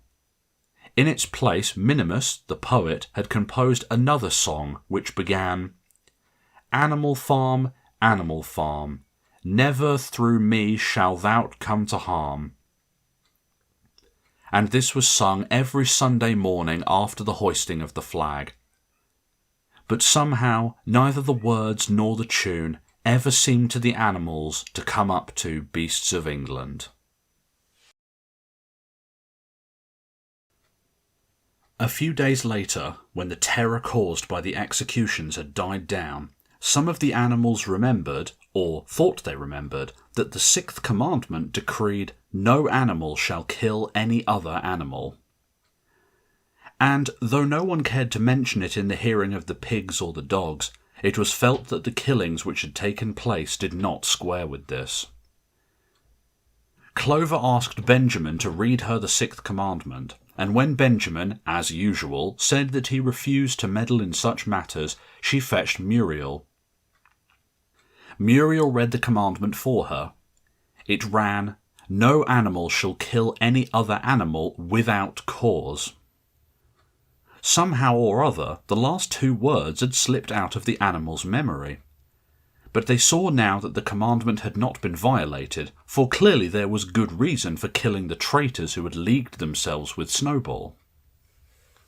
Throughout the year, the animals worked even harder than they had worked in the previous year.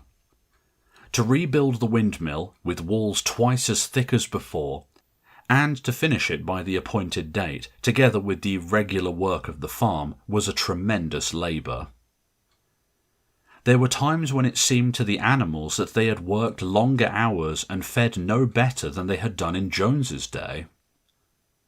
On Sunday mornings, Squealer, holding down a long strip of paper with his trotter, would read out to them lists of figures proving that the production of every class of foodstuff had increased by 200%, 300%, or 500%, as the case may be. The animals saw no reason to disbelieve him, especially as they could no longer remember very clearly what conditions had been like before the rebellion. All the same, there were days when they felt that they would sooner have had less figures and more food. All orders were now issued through Squealer or one of the other pigs. Napoleon himself was not seen in public as often as once in a fortnight. When he did appear, he was attended not only by his retinue of dogs, but by a black cockerel who marched in front of him and acted as a kind of trumpeter, letting out a loud cock-a-doodle-doo before Napoleon spoke. Even in the farmhouse, it was said, Napoleon inhabited separate apartments from the others. He took his meals alone, with 2 dogs to wait upon him, and always ate from the Crown Derby dinner service, which had been in the glass cupboard in the drawings room. It was also announced that the gun would be fired every year on Napoleon's birthday, as well as on the other 2 anniversaries. Napoleon was now never spoken of simply as Napoleon. He was always referred to in formal style as our leader, Comrade Napoleon, and the pigs liked to invent for him such titles as Father of all animals, Terror of mankind, Protector of the sheepfold, Duckling's friend, and the like. In his speeches, Squealer would talk with the tears rolling down his cheeks of Napoleon's wisdom, the goodness of his heart, and the deep love he bore to all animals everywhere, even and especially the unhappy animals who still lived in ignorance and slavery on other farms. It had become usual to give Napoleon the credit for every successful achievement and every stroke of good fortune. You would often hear one hen remark to another, "Under the guidance of our leader, Comrade Napoleon, I have laid 5 eggs in 6 days." Or 2 cows, enjoying a drink at the pool, would exclaim, "Thanks to the leadership of Comrade Napoleon, how excellent this water tastes." The general feeling on the farm was well expressed in a poem entitled Comrade Napoleon, which was composed by Minimus and which ran as follows. Friend of fatherless, fountain of happiness, Lord of the swill bucket, oh, how my soul is on fire when I gaze at thy calm and commanding eye, like the sun in the sky, Comrade Napoleon. Thou art the giver of all that thy creatures love, full belly twice a day, clean straw to roll upon, every beast, great or small, sleeps at peace in his stall, thou watchest over all, Comrade Napoleon. I had a sucking pig, he thought grown as big, even as a pint bottle or as a rolling pin. He should have learned to be faithful and true to thee. Yes, his first squeak should be, Comrade Napoleon. Napoleon approved of this poem and caused it to be inscribed on the wall of the big barn, at the opposite end from the 7 Commandments. It was surmounted by a portrait of Napoleon, in profile, executed by Squealer in white paint. Meanwhile, through the agency of Whymper, Napoleon was engaged in complicated negotiations with Frederick and Pilkington. The pile of timber was still unsold. Of the 2, Frederick was the more anxious to get a hold of it, but he would not offer a reasonable price. At the same time, there were renewed rumours that Frederick and his men were plotting to attack Animal Farm and to destroy the windmill, the building of which aroused furious jealousy in him. Snowball was known to still be skulking on Pinchfield Farm. In the middle of the summer, the animals were alarmed to hear that 3 hens had come forward and confessed that, inspired by Snowball, they had entered into a plot to murder Napoleon. They were executed immediately, and fresh precautions for Napoleon's safety were taken. 4 dogs guarded his bed at night, 1 at each corner, and a young pig named Pink Eye was given the task of tasting all his food before he ate it, lest it should be poisoned. At about the same time, it was given out that Napoleon had arranged to sell the pile of timber to Mr. Pilkington. He was also going to enter into a regular agreement for the exchange of certain products between Animal Farm and Foxwood. The relations between Napoleon and Pilkington, though they were only conducted through Whymper, were now almost friendly. The animals distrusted Pilkington as a human being, but greatly preferred him to Frederick, whom they both feared and hated. As the summer wore on and the windmill neared completion, the rumours of an impending treacherous attack grew stronger and stronger. Frederick, it was said, intended to bring against them 20 men all armed with guns, and he had already bribed the magistrates and police so that if he could once get a hold of the title deed of Animal Farm, they would ask no questions. Moreover, terrible stories were leaking out from Pinchfield about the cruelty that Frederick practised upon his animals. He had flogged an old horse to death, he starved his cows, he had killed a dog by throwing it into the furnace. He amused himself in the evenings by making cocks fight with splinters of razor blades tied to their spurs. The animals' blood boiled with rage when they heard of these things being done to their comrades, and sometimes they clamoured to be allowed to go out in a body and attack Pinchfield Farm, drive out the humans, and set the animals free. But Squealer counselled them to avoid rash actions and trust in Comrade Napoleon's strategy. Nevertheless, feelings against Frederick continued to run high. One Sunday morning, Napoleon appeared in the barn and explained that he had never at any time contemplated selling the pile of timber to Frederick. He considered it beneath his dignity, he said, to have dealings with scoundrels of that description. The pigeons who were still sent out to spread tidings of the rebellion were forbidden to set foot anywhere on Foxwood, and were also ordered to drop their former slogan of "Death to Humanity" in favour of "Death to Frederick." In the late summer, yet another of Snowball's machinations was laid bare.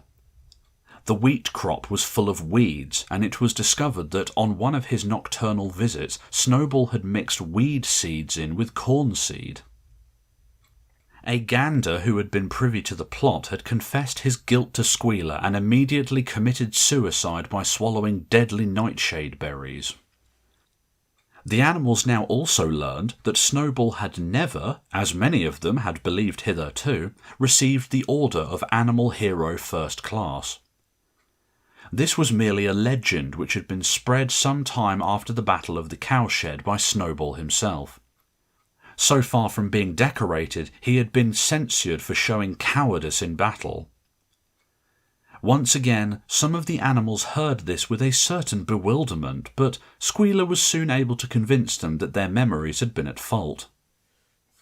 In the autumn, by a tremendous, exhausting effort, for the harvest had to be gathered at almost the same time, the windmill was finished. The machinery had still to be installed, and Whymper was negotiating the purchase of it, but the structure was completed. In the teeth of every difficulty, in spite of inexperience, of primitive implements, of bad luck, and of Snowball's treachery, the work had been finished punctually to the very day. Tired out, but proud, the animals walked round and round their masterpiece, which appeared even more beautiful in their eyes than when it had been built for the first time. Moreover, the walls were twice as thick as before. Nothing short of explosives would lay them low this time. And when they thought of how they had laboured, what discouragements they had overcome, and the enormous difference that would be made in their lives when the sails were turning and the dynamos running, when they thought of all this, their tiredness forsook them, and they gambolled round and round the windmill, uttering cries of triumph. Napoleon himself, attended by his dogs and his cockerel, came down to inspect the completed work. He personally congratulated the animals on their achievement and announced that the mill would be named Napoleon Mill. 2 days later, the animals were called together for a special meeting in the barn. They were dumbstruck with surprise when Napoleon announced that he had sold the pile of timber to Frederick. Tomorrow Frederick's wagons would arrive and begin carting it away. Throughout the whole period of his seeming friendship with Pilkington, Napoleon had really been in secret agreement with Frederick. All relations with Foxwood had been broken off. Insulting messages had been sent to Pilkington. The pigeons had been told to avoid Pinchfield Farm and alter their slogan from "Death to Frederick" to "Death to Pilkington." At the same time, Napoleon assured the animals that the stories of an impending attack on Animal Farm were completely untrue, and that the tales about Frederick's cruelty to his own animals had been greatly exaggerated. All these rumours had probably originated with Snowball and his agents. It now appeared that Snowball was not, after all, hiding on Pinchfield Farm, and in fact had never been there in his life. He was living in considerable luxury, so it was said, at Foxwood, and had in reality been a pensioner of Pilkington for years past. The pigs were in ecstasies over Napoleon's cunning. By seeming to be friendly with Pilkington, he had forced Frederick to raise his price by £12.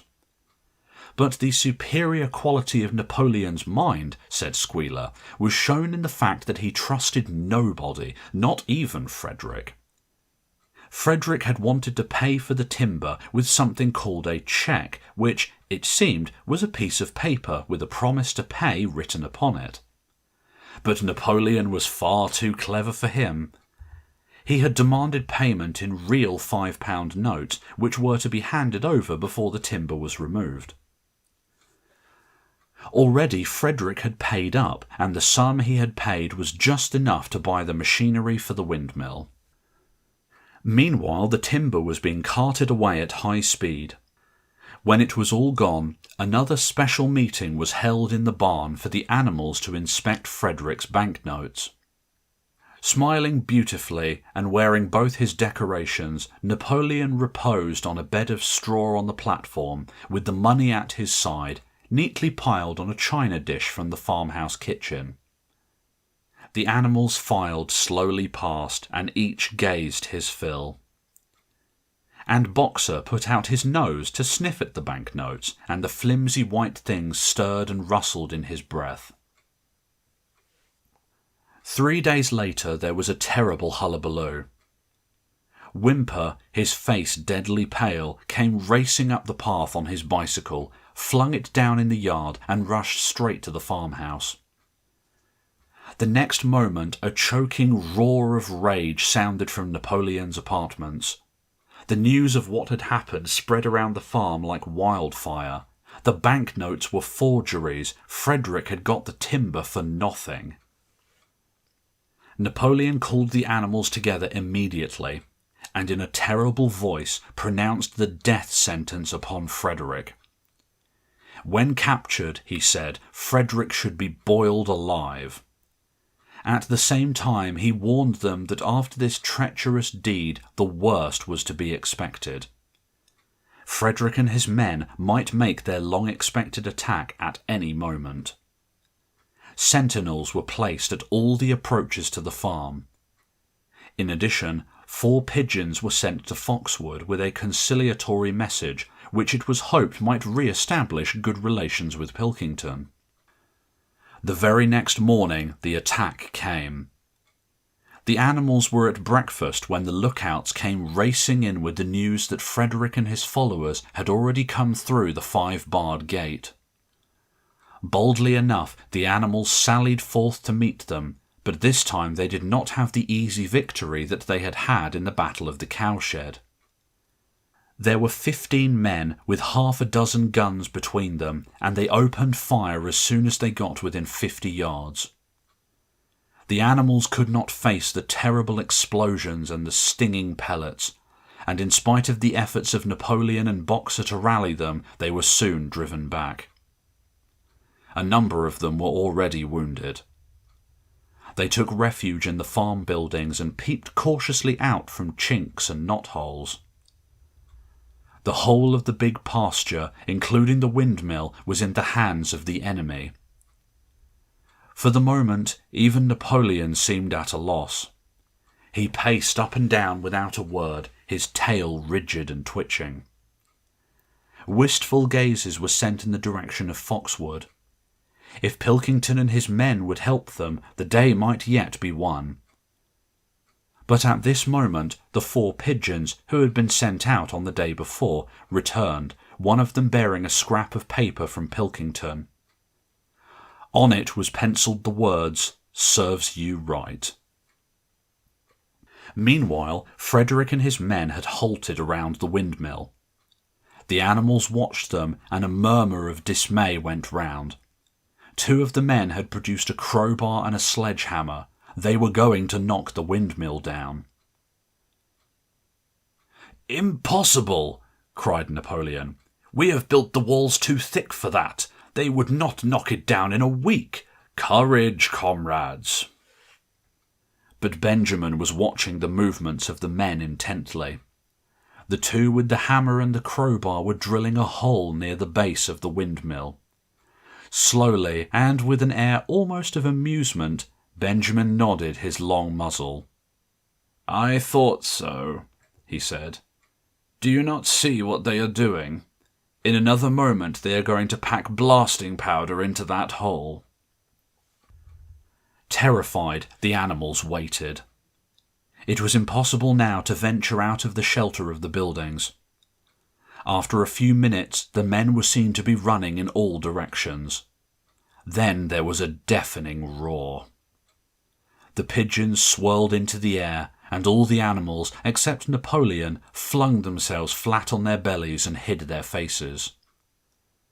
When they got up again, a huge cloud of black smoke was hanging where the windmill had been. Slowly the breeze drifted it away. The windmill had ceased to exist. At this sight the animals' courage returned to them. The fear and despair they had felt a moment earlier were drowned in their rage against this vile, contemptible act. A mighty cry for vengeance went up, and without waiting for further orders, they charged forth in a body and made straight for the enemy. This time they did not heed the cruel pellets that swept over them like hail. It was a savage, bitter battle. The men fired again and again, and when the animals got to close quarters, lashed out with their sticks and their heavy boots. A cow, 3 sheep, and 2 geese were killed, and nearly everyone was wounded. Even Napoleon, who was directing operations from the rear, had the tip of his tail chipped by a pellet. But the men did not go unscathed either. 3 of them had their heads broken by blows from Boxer's hoofs. Another was gored in the belly by a cow's horn. Another had his trousers nearly torn off by Jessie and Bluebell. And when the 9 dogs of Napoleon's own bodyguard, whom he had instructed to make a detour under cover of the hedge, suddenly appeared on the men's flank, baying ferociously, panic overtook them. They saw that they were in danger of being surrounded. Frederick shouted to his men to get out while the going was good, and the next moment the cowardly enemy was running for dear life. The animals chased them right down to the bottom of the field and got in some last kicks at them as they forced their way through the thorn hedge. They had won, but they were weary and bleeding. Slowly they began to limp back towards the farm. The sight of their dead comrades stretched upon the grass moved some of them to tears. And for a while they halted in sorrowful silence at the place where the windmill had once stood.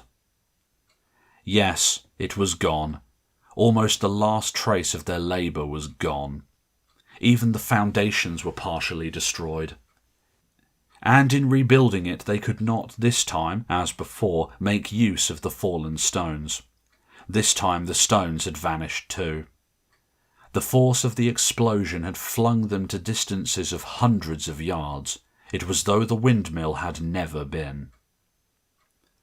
As they approached the farm, Squealer, who had unaccountably been absent during the fighting, came skipping towards them, whisking his tail and beaming with satisfaction.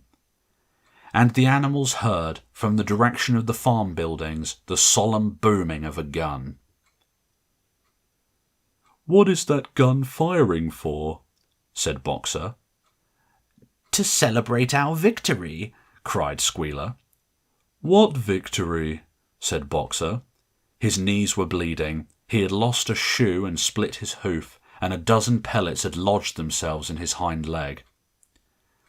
"What victory, comrade? Have we not driven the enemy off our soil, the sacred soil of Animal Farm?"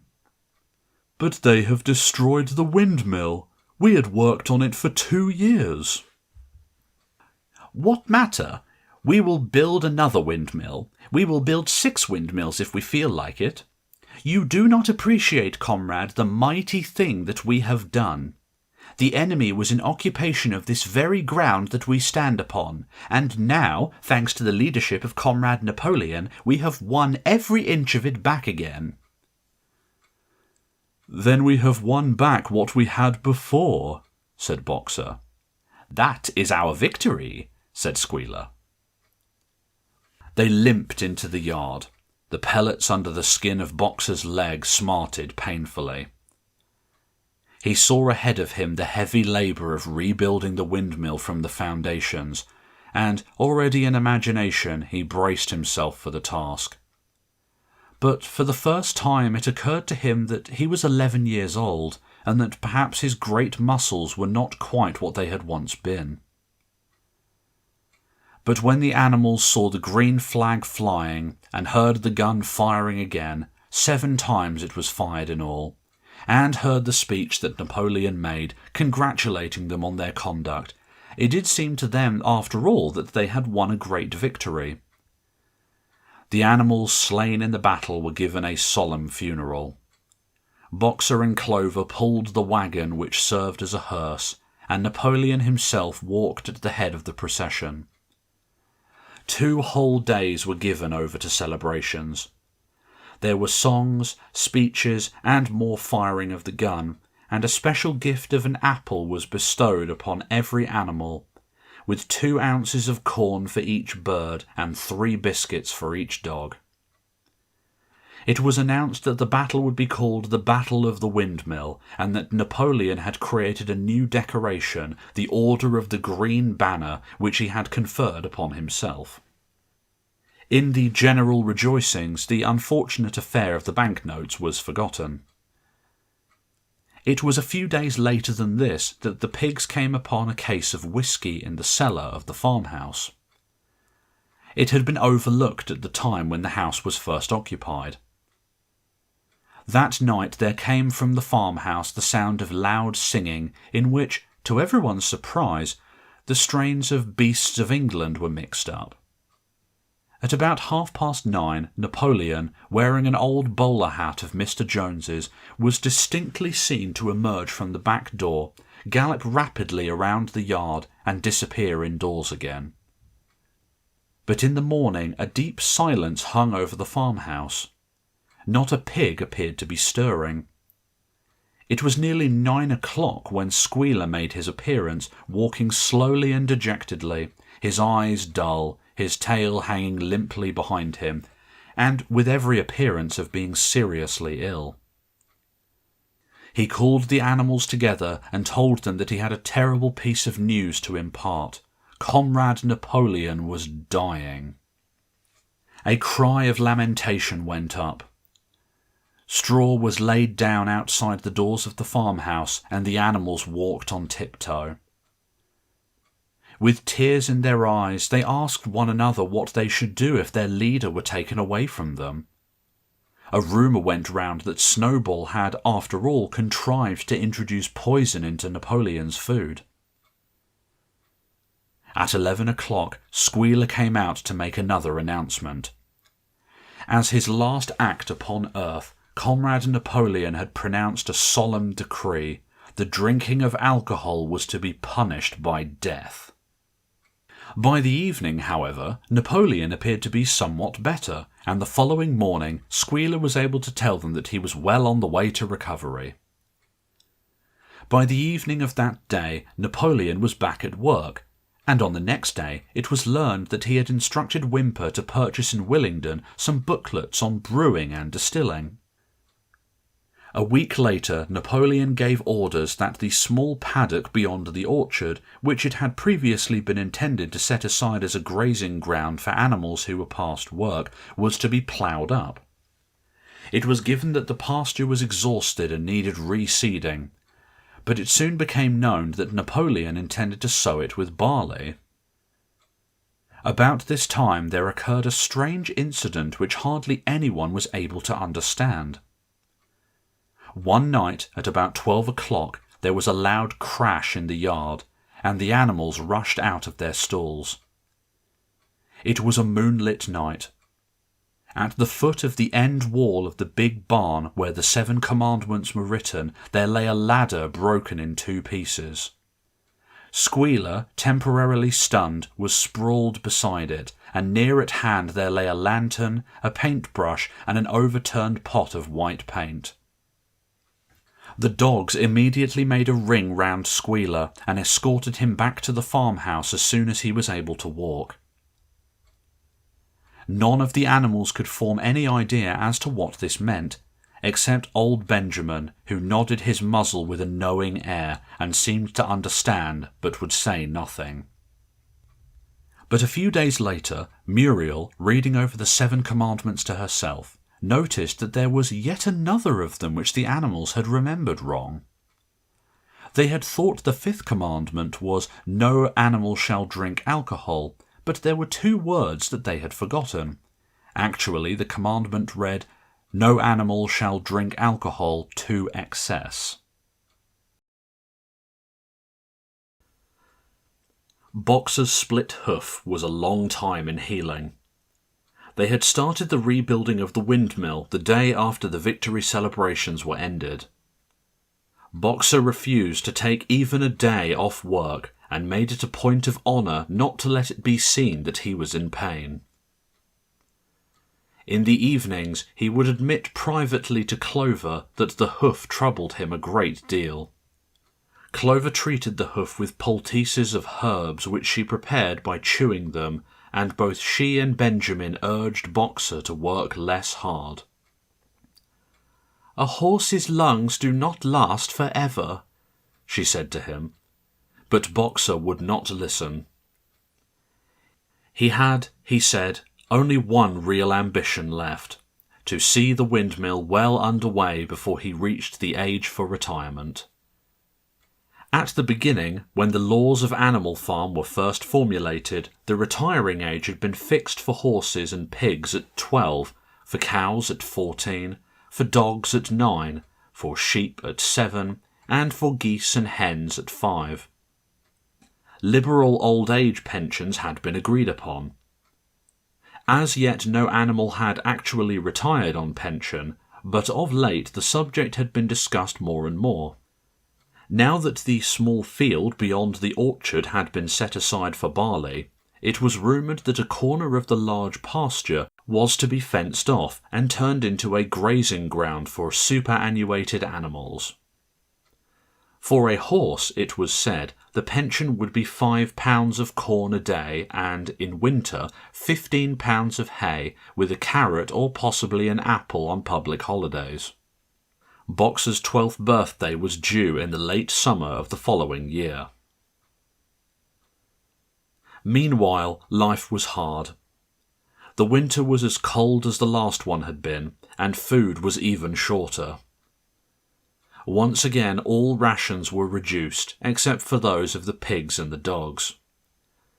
A too rigid equality in rations, Squealer explained, would have been contrary to the principles of animalism.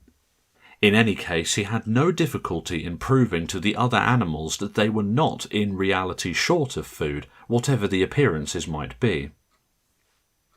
For the time being, certainly, it had been found necessary to make a readjustment of rations.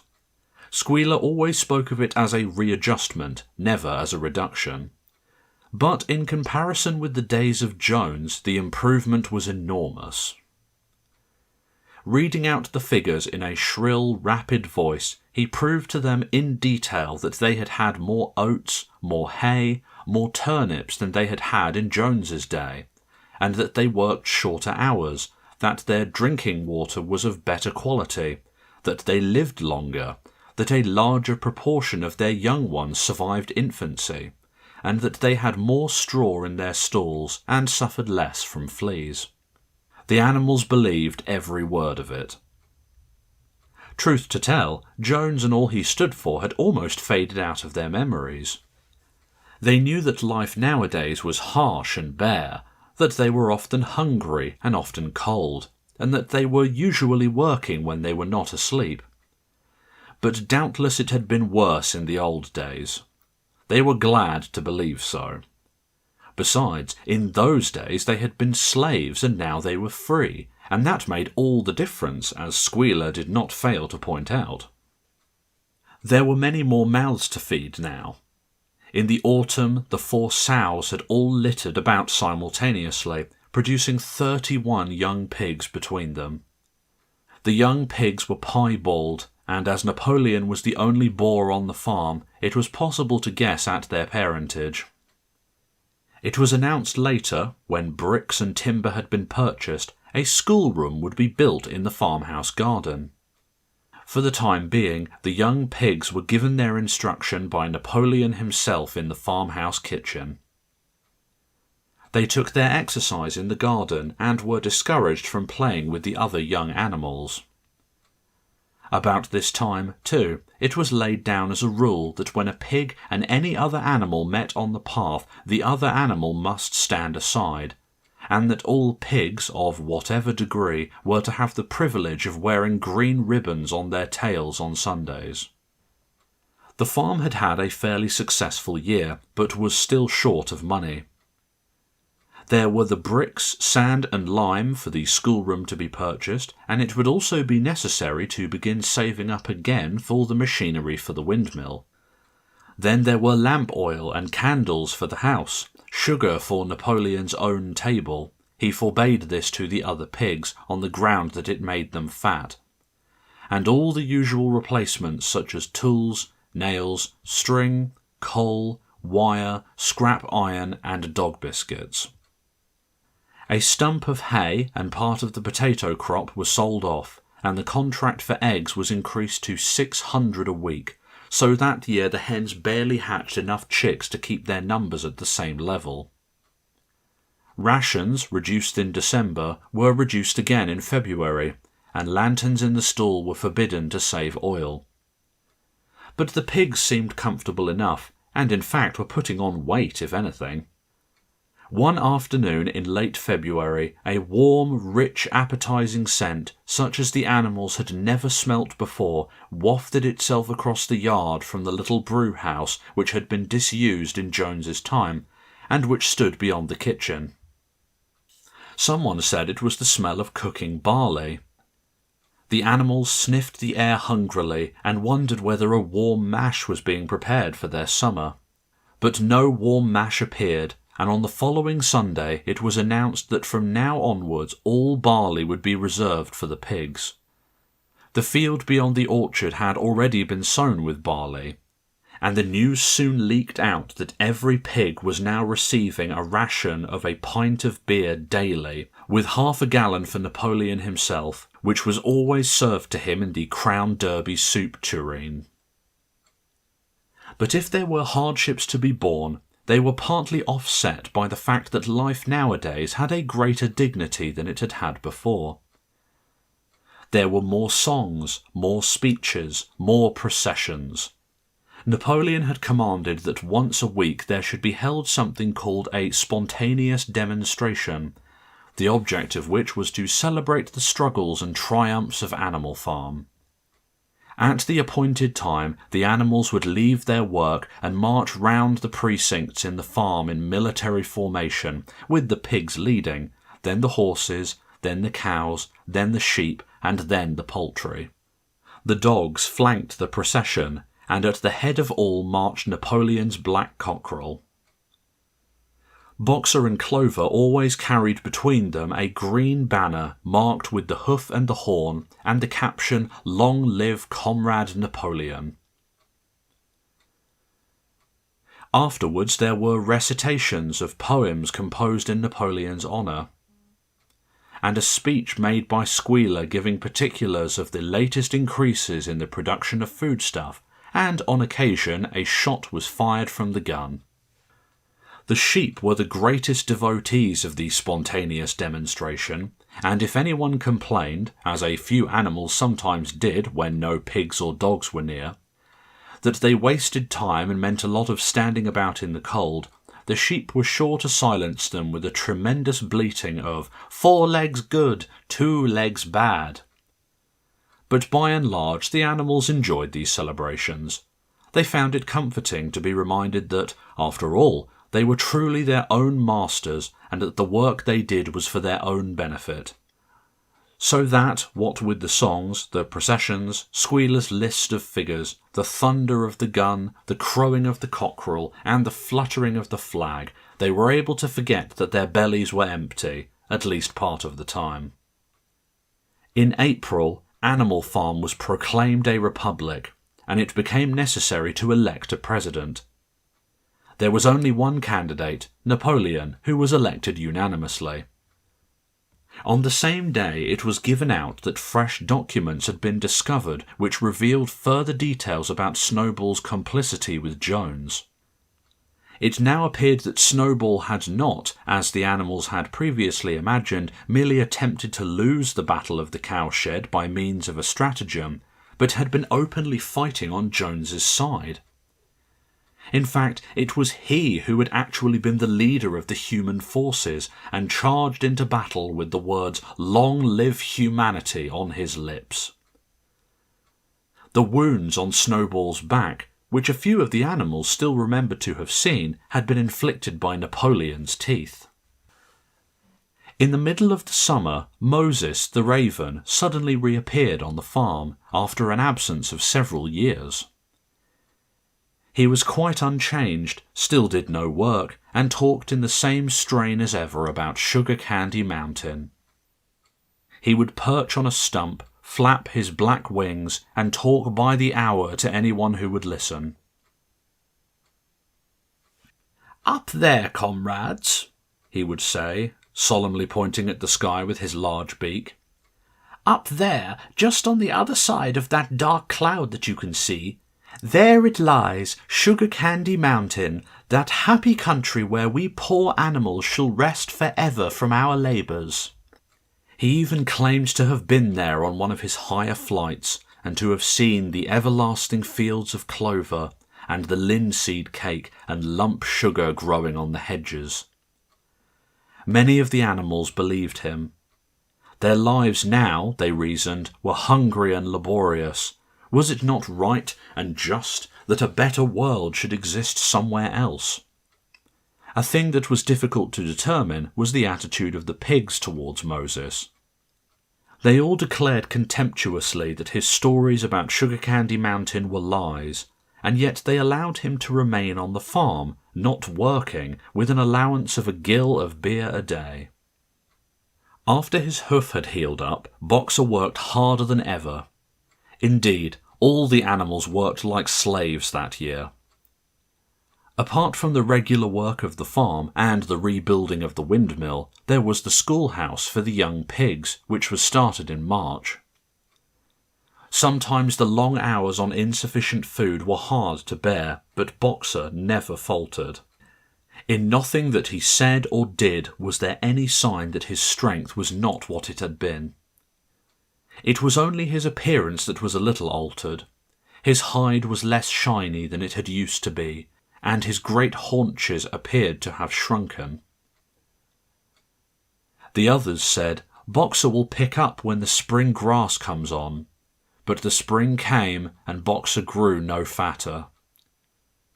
Sometimes on the slope leading to the top of the quarry, when he braced his muscles against the weight of some vast boulder, it seemed like nothing kept him on his feet except the will to continue. At such times his lips were seen to form the words, "I will work harder." He had no voice left. Once again Clover and Benjamin warned him to take care of his health, but Boxer paid no attention. His 12th birthday was approaching. He did not care what happened so long as a good store of stone was accumulated before he went on pension. One late evening in the summer, a sudden rumour ran round the farm that something had happened to Boxer. He had gone out alone to drag a load of stone down to the windmill. And, sure enough, the rumour was true. A few minutes later, 2 pigeons came racing in with the news. "Boxer has fallen. He is lying on his side and can't get up." About half the animals on the farm rushed out to the knoll where the windmill stood. There lay Boxer, between the shafts of the cart, his neck stretched out, unable even to raise his head. His eyes were glazed, his sides matted with sweat. A thin stream of blood had trickled out of his mouth. Clover dropped to her knees at his side. "Boxer," she cried, "how are you?" "It is my lung," Boxer said in a weak voice. "It does not matter. I think you will be able to finish the windmill without me. There is a pretty good store of stone accumulated. I had only another month to go in any case. To tell you the truth, I had been looking forward to my retirement. And perhaps, as Benjamin is growing old too, they will let him retire at the same time and be a companion to me." "We must get help at once," said Clover. "Run, somebody, and tell Squealer what has happened." All the other animals immediately raced back to the farmhouse to give Squealer the news. Only Clover remained, and Benjamin, who lay down at Boxer's side and, without speaking, kept the flies off him with his long tail. After about a quarter of an hour, Squealer appeared, full of sympathy and concern. He said that Comrade Napoleon had learned with the very deepest distress of this misfortune to one of the most loyal workers on the farm, and was already making arrangements to send Boxer to be treated in the hospital at Willingdon. The animals felt a little uneasy at this. Except for Molly and Snowball, no other animal had ever left the farm, and they did not like to think of their sick comrade in the hands of human beings. However, Squealer easily convinced them that the veterinary surgeon in Willingdon could treat Boxer's case more satisfactorily than could be done on the farm. And about half an hour later, when Boxer had somewhat recovered, he was, with difficulty, got onto his feet and managed to limp back to his stall, where Clover and Benjamin had prepared a good bed of straw for him. For the next 2 days, Boxer remained in his stall. The pigs had sent out a large bottle of pink medicine which they found in the medicine chest in the bathroom, and Clover administered it to Boxer twice a day after meals. In the evenings she lay in his stall and talked to him while Benjamin kept the flies off him. Boxer professed not to be sorry for what had happened. If he made a good recovery, he might expect to live another 3 years, and looked forward to the peaceful days that he would spend in the corner of the big pasture. It would be the first time that he had had leisure to study and improve his mind. He intended, he said, to devote the rest of his life to learning the remaining 22 letters of the alphabet. However, Benjamin and Clover could only be with Boxer after work hours, and it was in the middle of the day when the van came to take him away. The animals were all at work weeding turnips under the supervision of a pig, when they were astonished to see Benjamin come galloping from the direction of the farm buildings, braying at the top of his voice.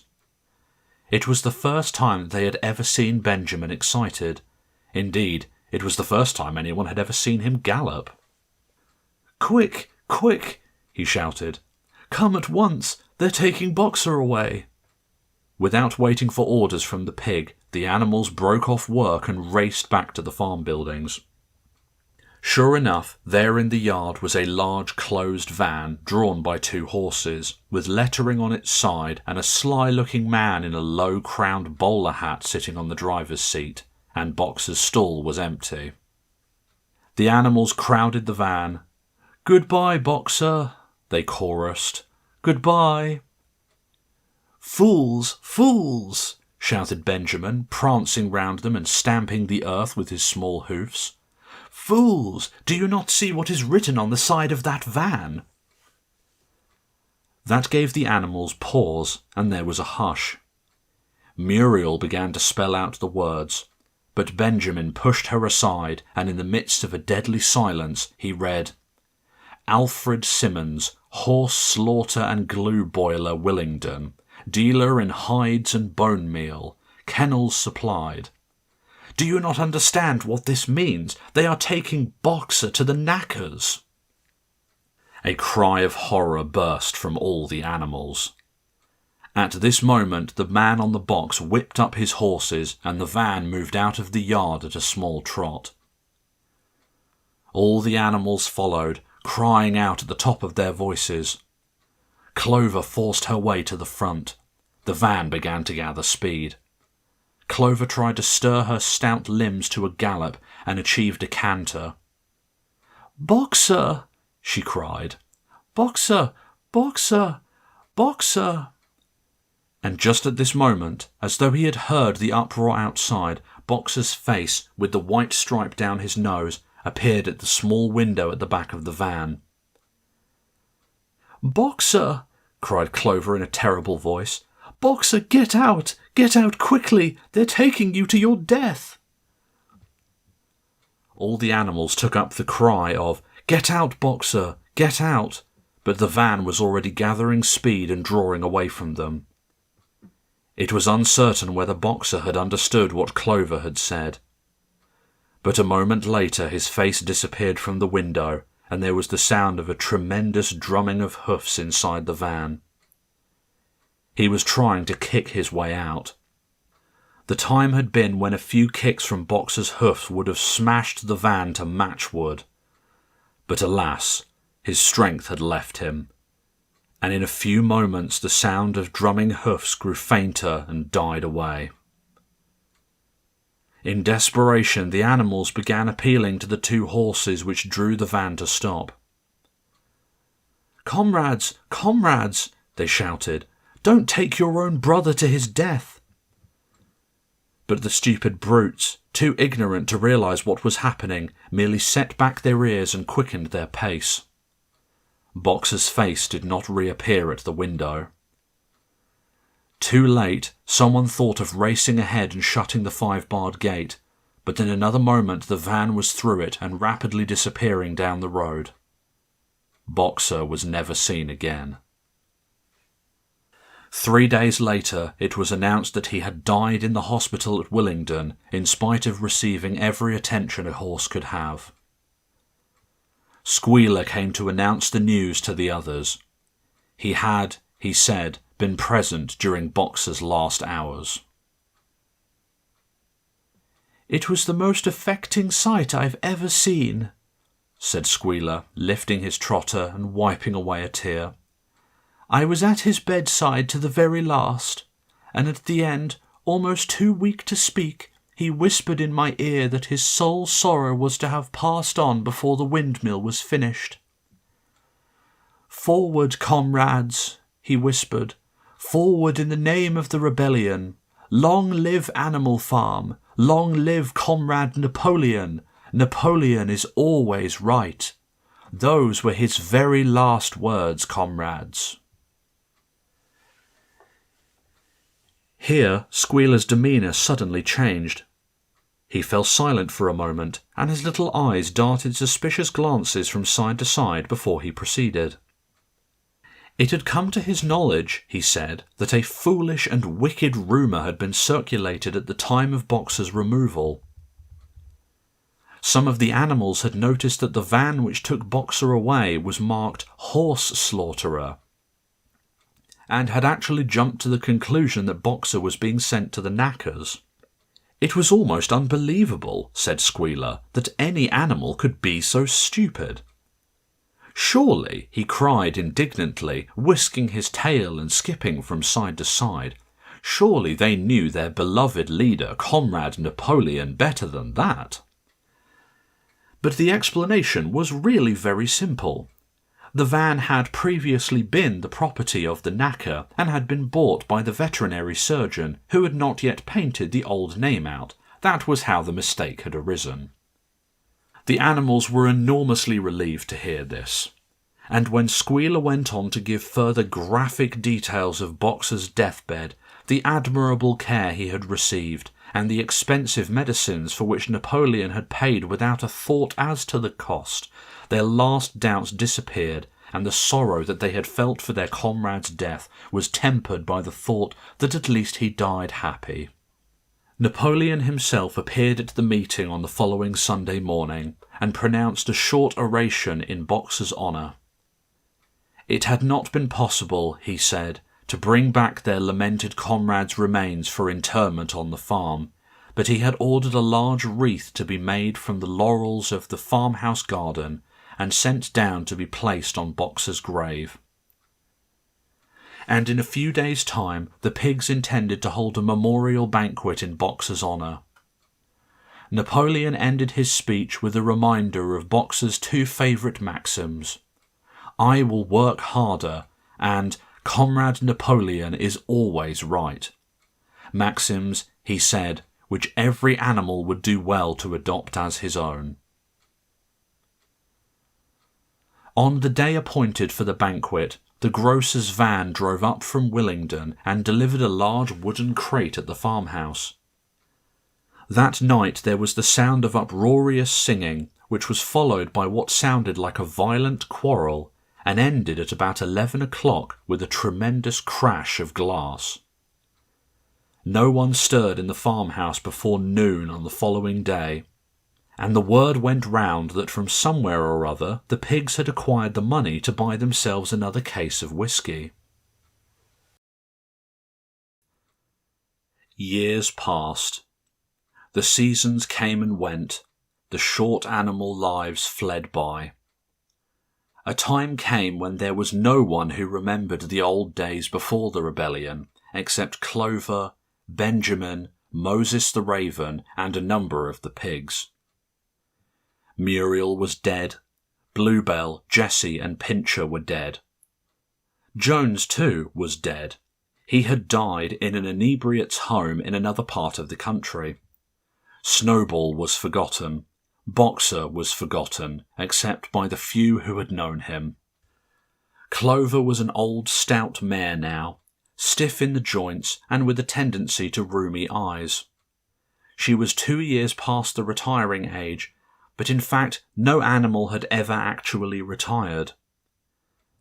The talk of setting aside a corner of the pasture for superannuated animals had long since been dropped.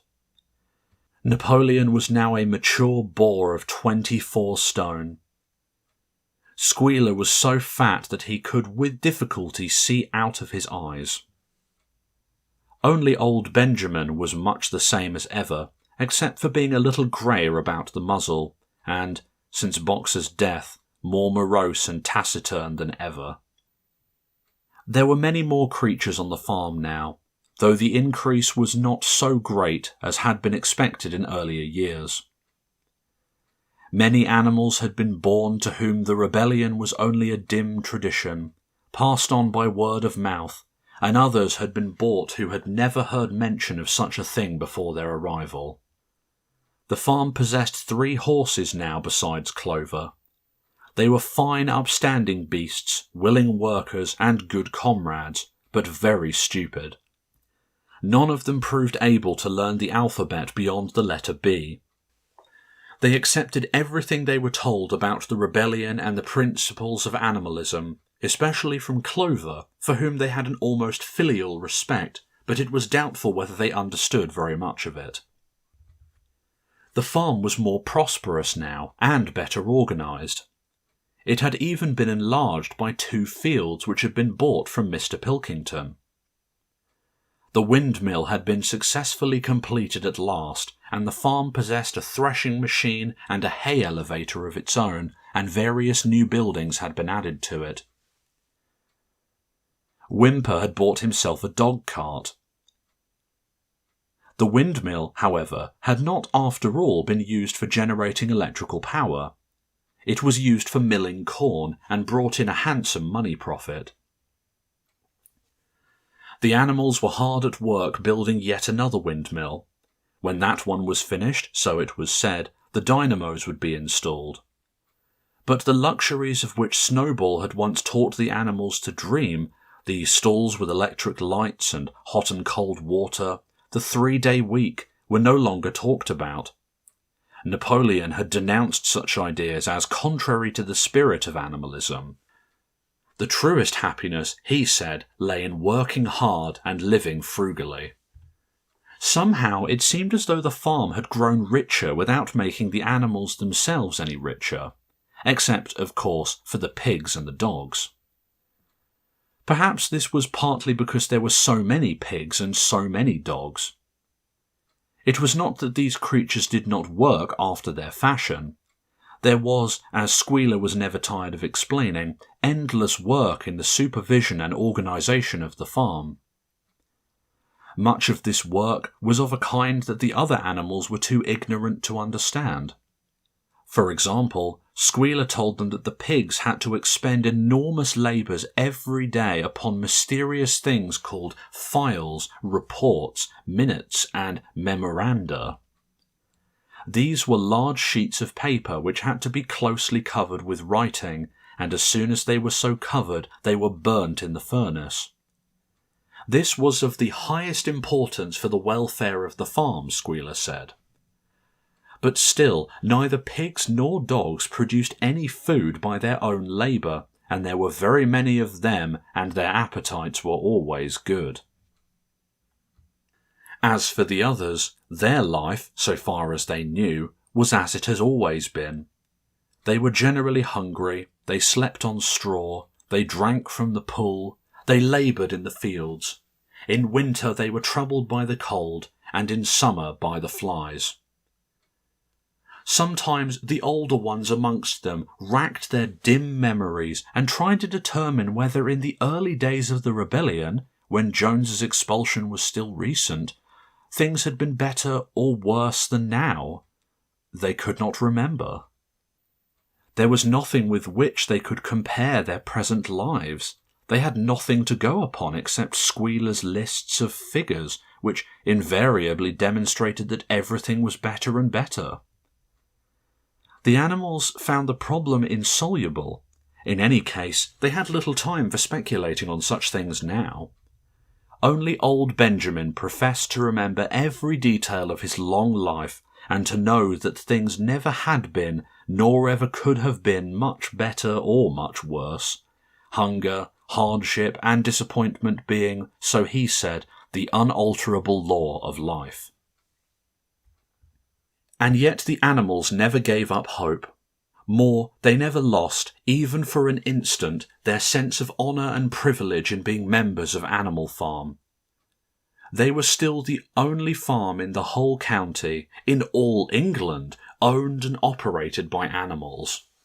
Not one of them, not even the youngest, not even the newcomer who had been brought from farms 10 or 20 miles away, ever ceased to marvel at that. And when they heard the gun booming and saw the green flag fluttering at the masthead, their hearts swelled with imperishable pride, and the talk turned always towards the old heroic days, the expulsion of Jones, the writing of the 7 Commandments, the great battles in which the human invaders had been defeated. None of the old dreams had been abandoned.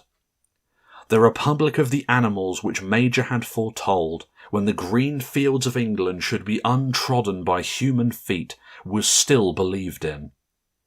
Some day it was coming.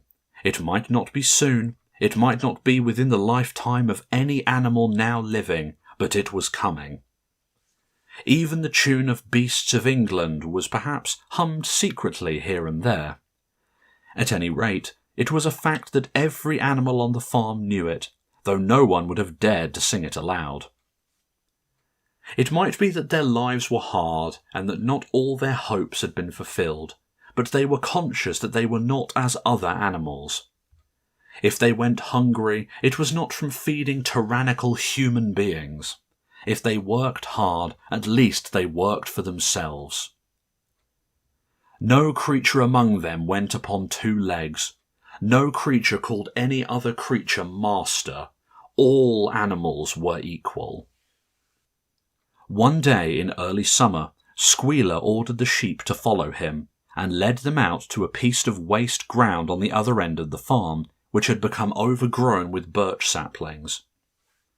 The sheep spent the whole day there browsing at the leaves under Squealer's supervision. In the evening he returned to the farmhouse himself, but as it was warm weather, he told the sheep to stay where they were.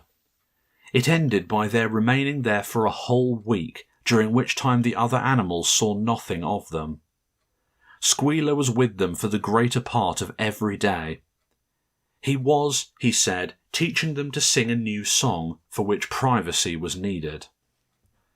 It was just after the sheep had returned, on a pleasant evening when the animals had finished work, and were making their way back to the farm buildings, that the terrified neighing of a horse sounded from the yard. Startled, the animals stopped in their tracks. It was Clover's voice. She neighed again, and all the animals broke into a gallop and rushed into the yard. Then they saw what Clover had seen. It was a pig walking on his hind legs. Yes, it was Squealer, a little awkwardly, as though not quite used to supporting his considerable bulk in that position, but with perfect balance he was strolling across the yard.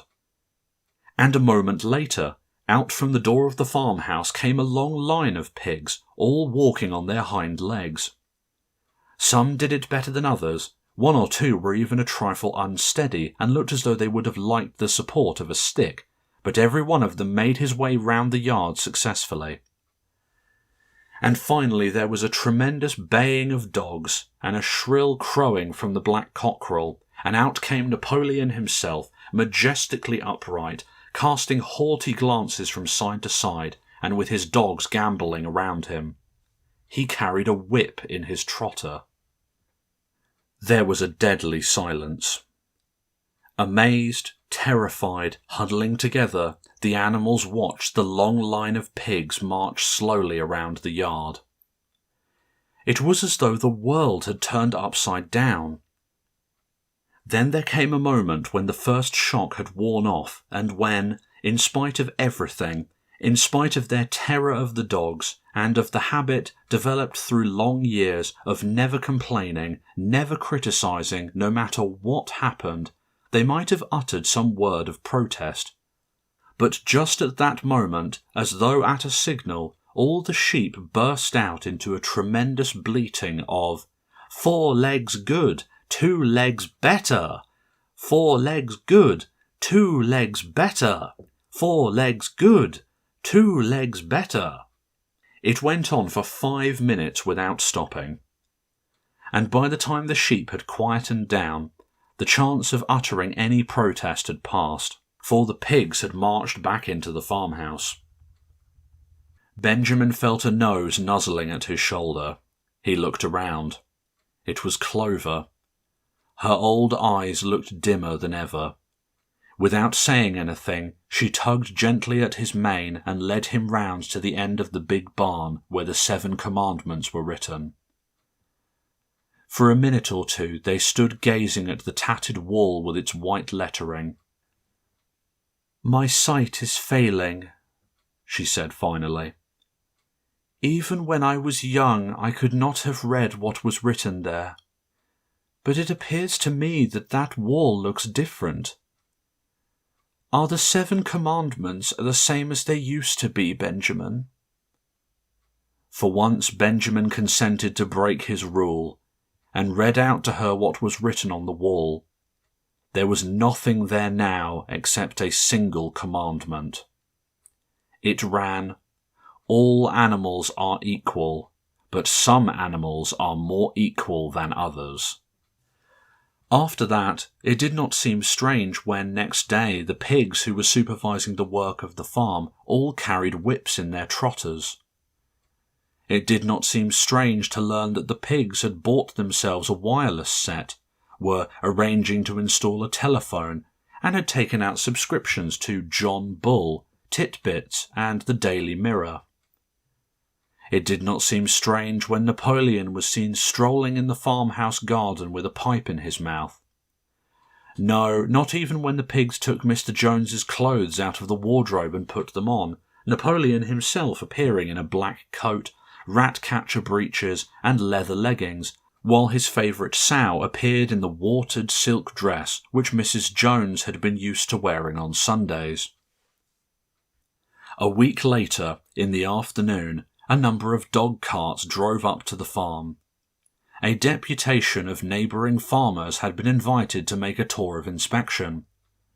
They were shown all over the farm and expressed great admiration for everything they saw, especially the windmill. The animals were weeding the turnip fields.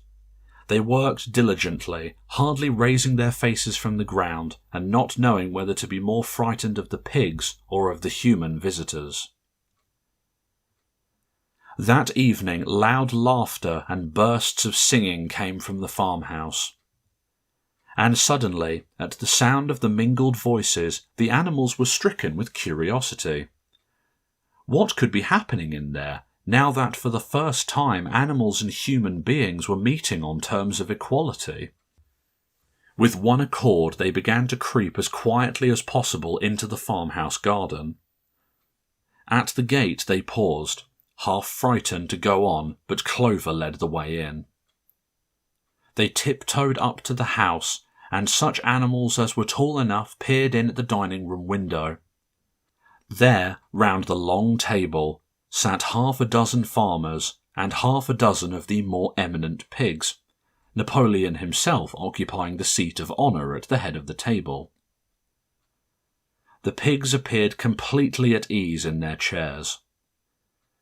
The company had been enjoying a game of cards, but had broken off for the moment, evidently in order to drink a toast.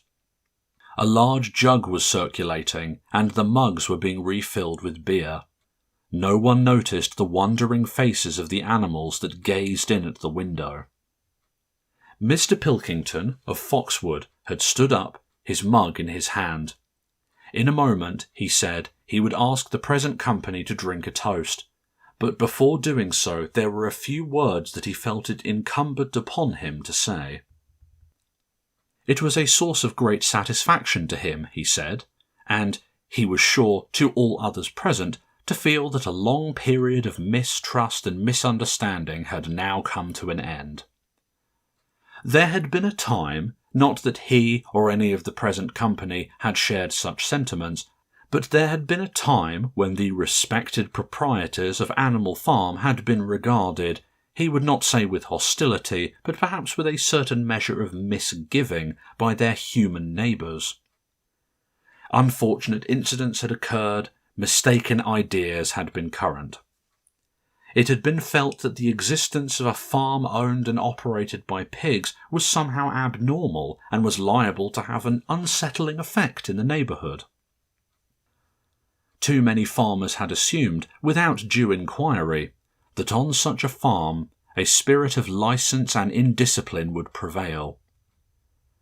They had been nervous about the effects upon their own animals, or even upon their human employees, but all such doubts were now dispelled. Today he and his friends had visited Animal Farm and inspected every inch of it with their own eyes, and what did they find? Not only the most up-to-date methods, but a discipline and an orderliness which should be an example to all farmers everywhere. He believed that he was right in saying that the lower animals on Animal Farm did more work and received less food than any animals in the county. Indeed, he and his fellow visitors today had observed many features which they intended to introduce on their own farms immediately.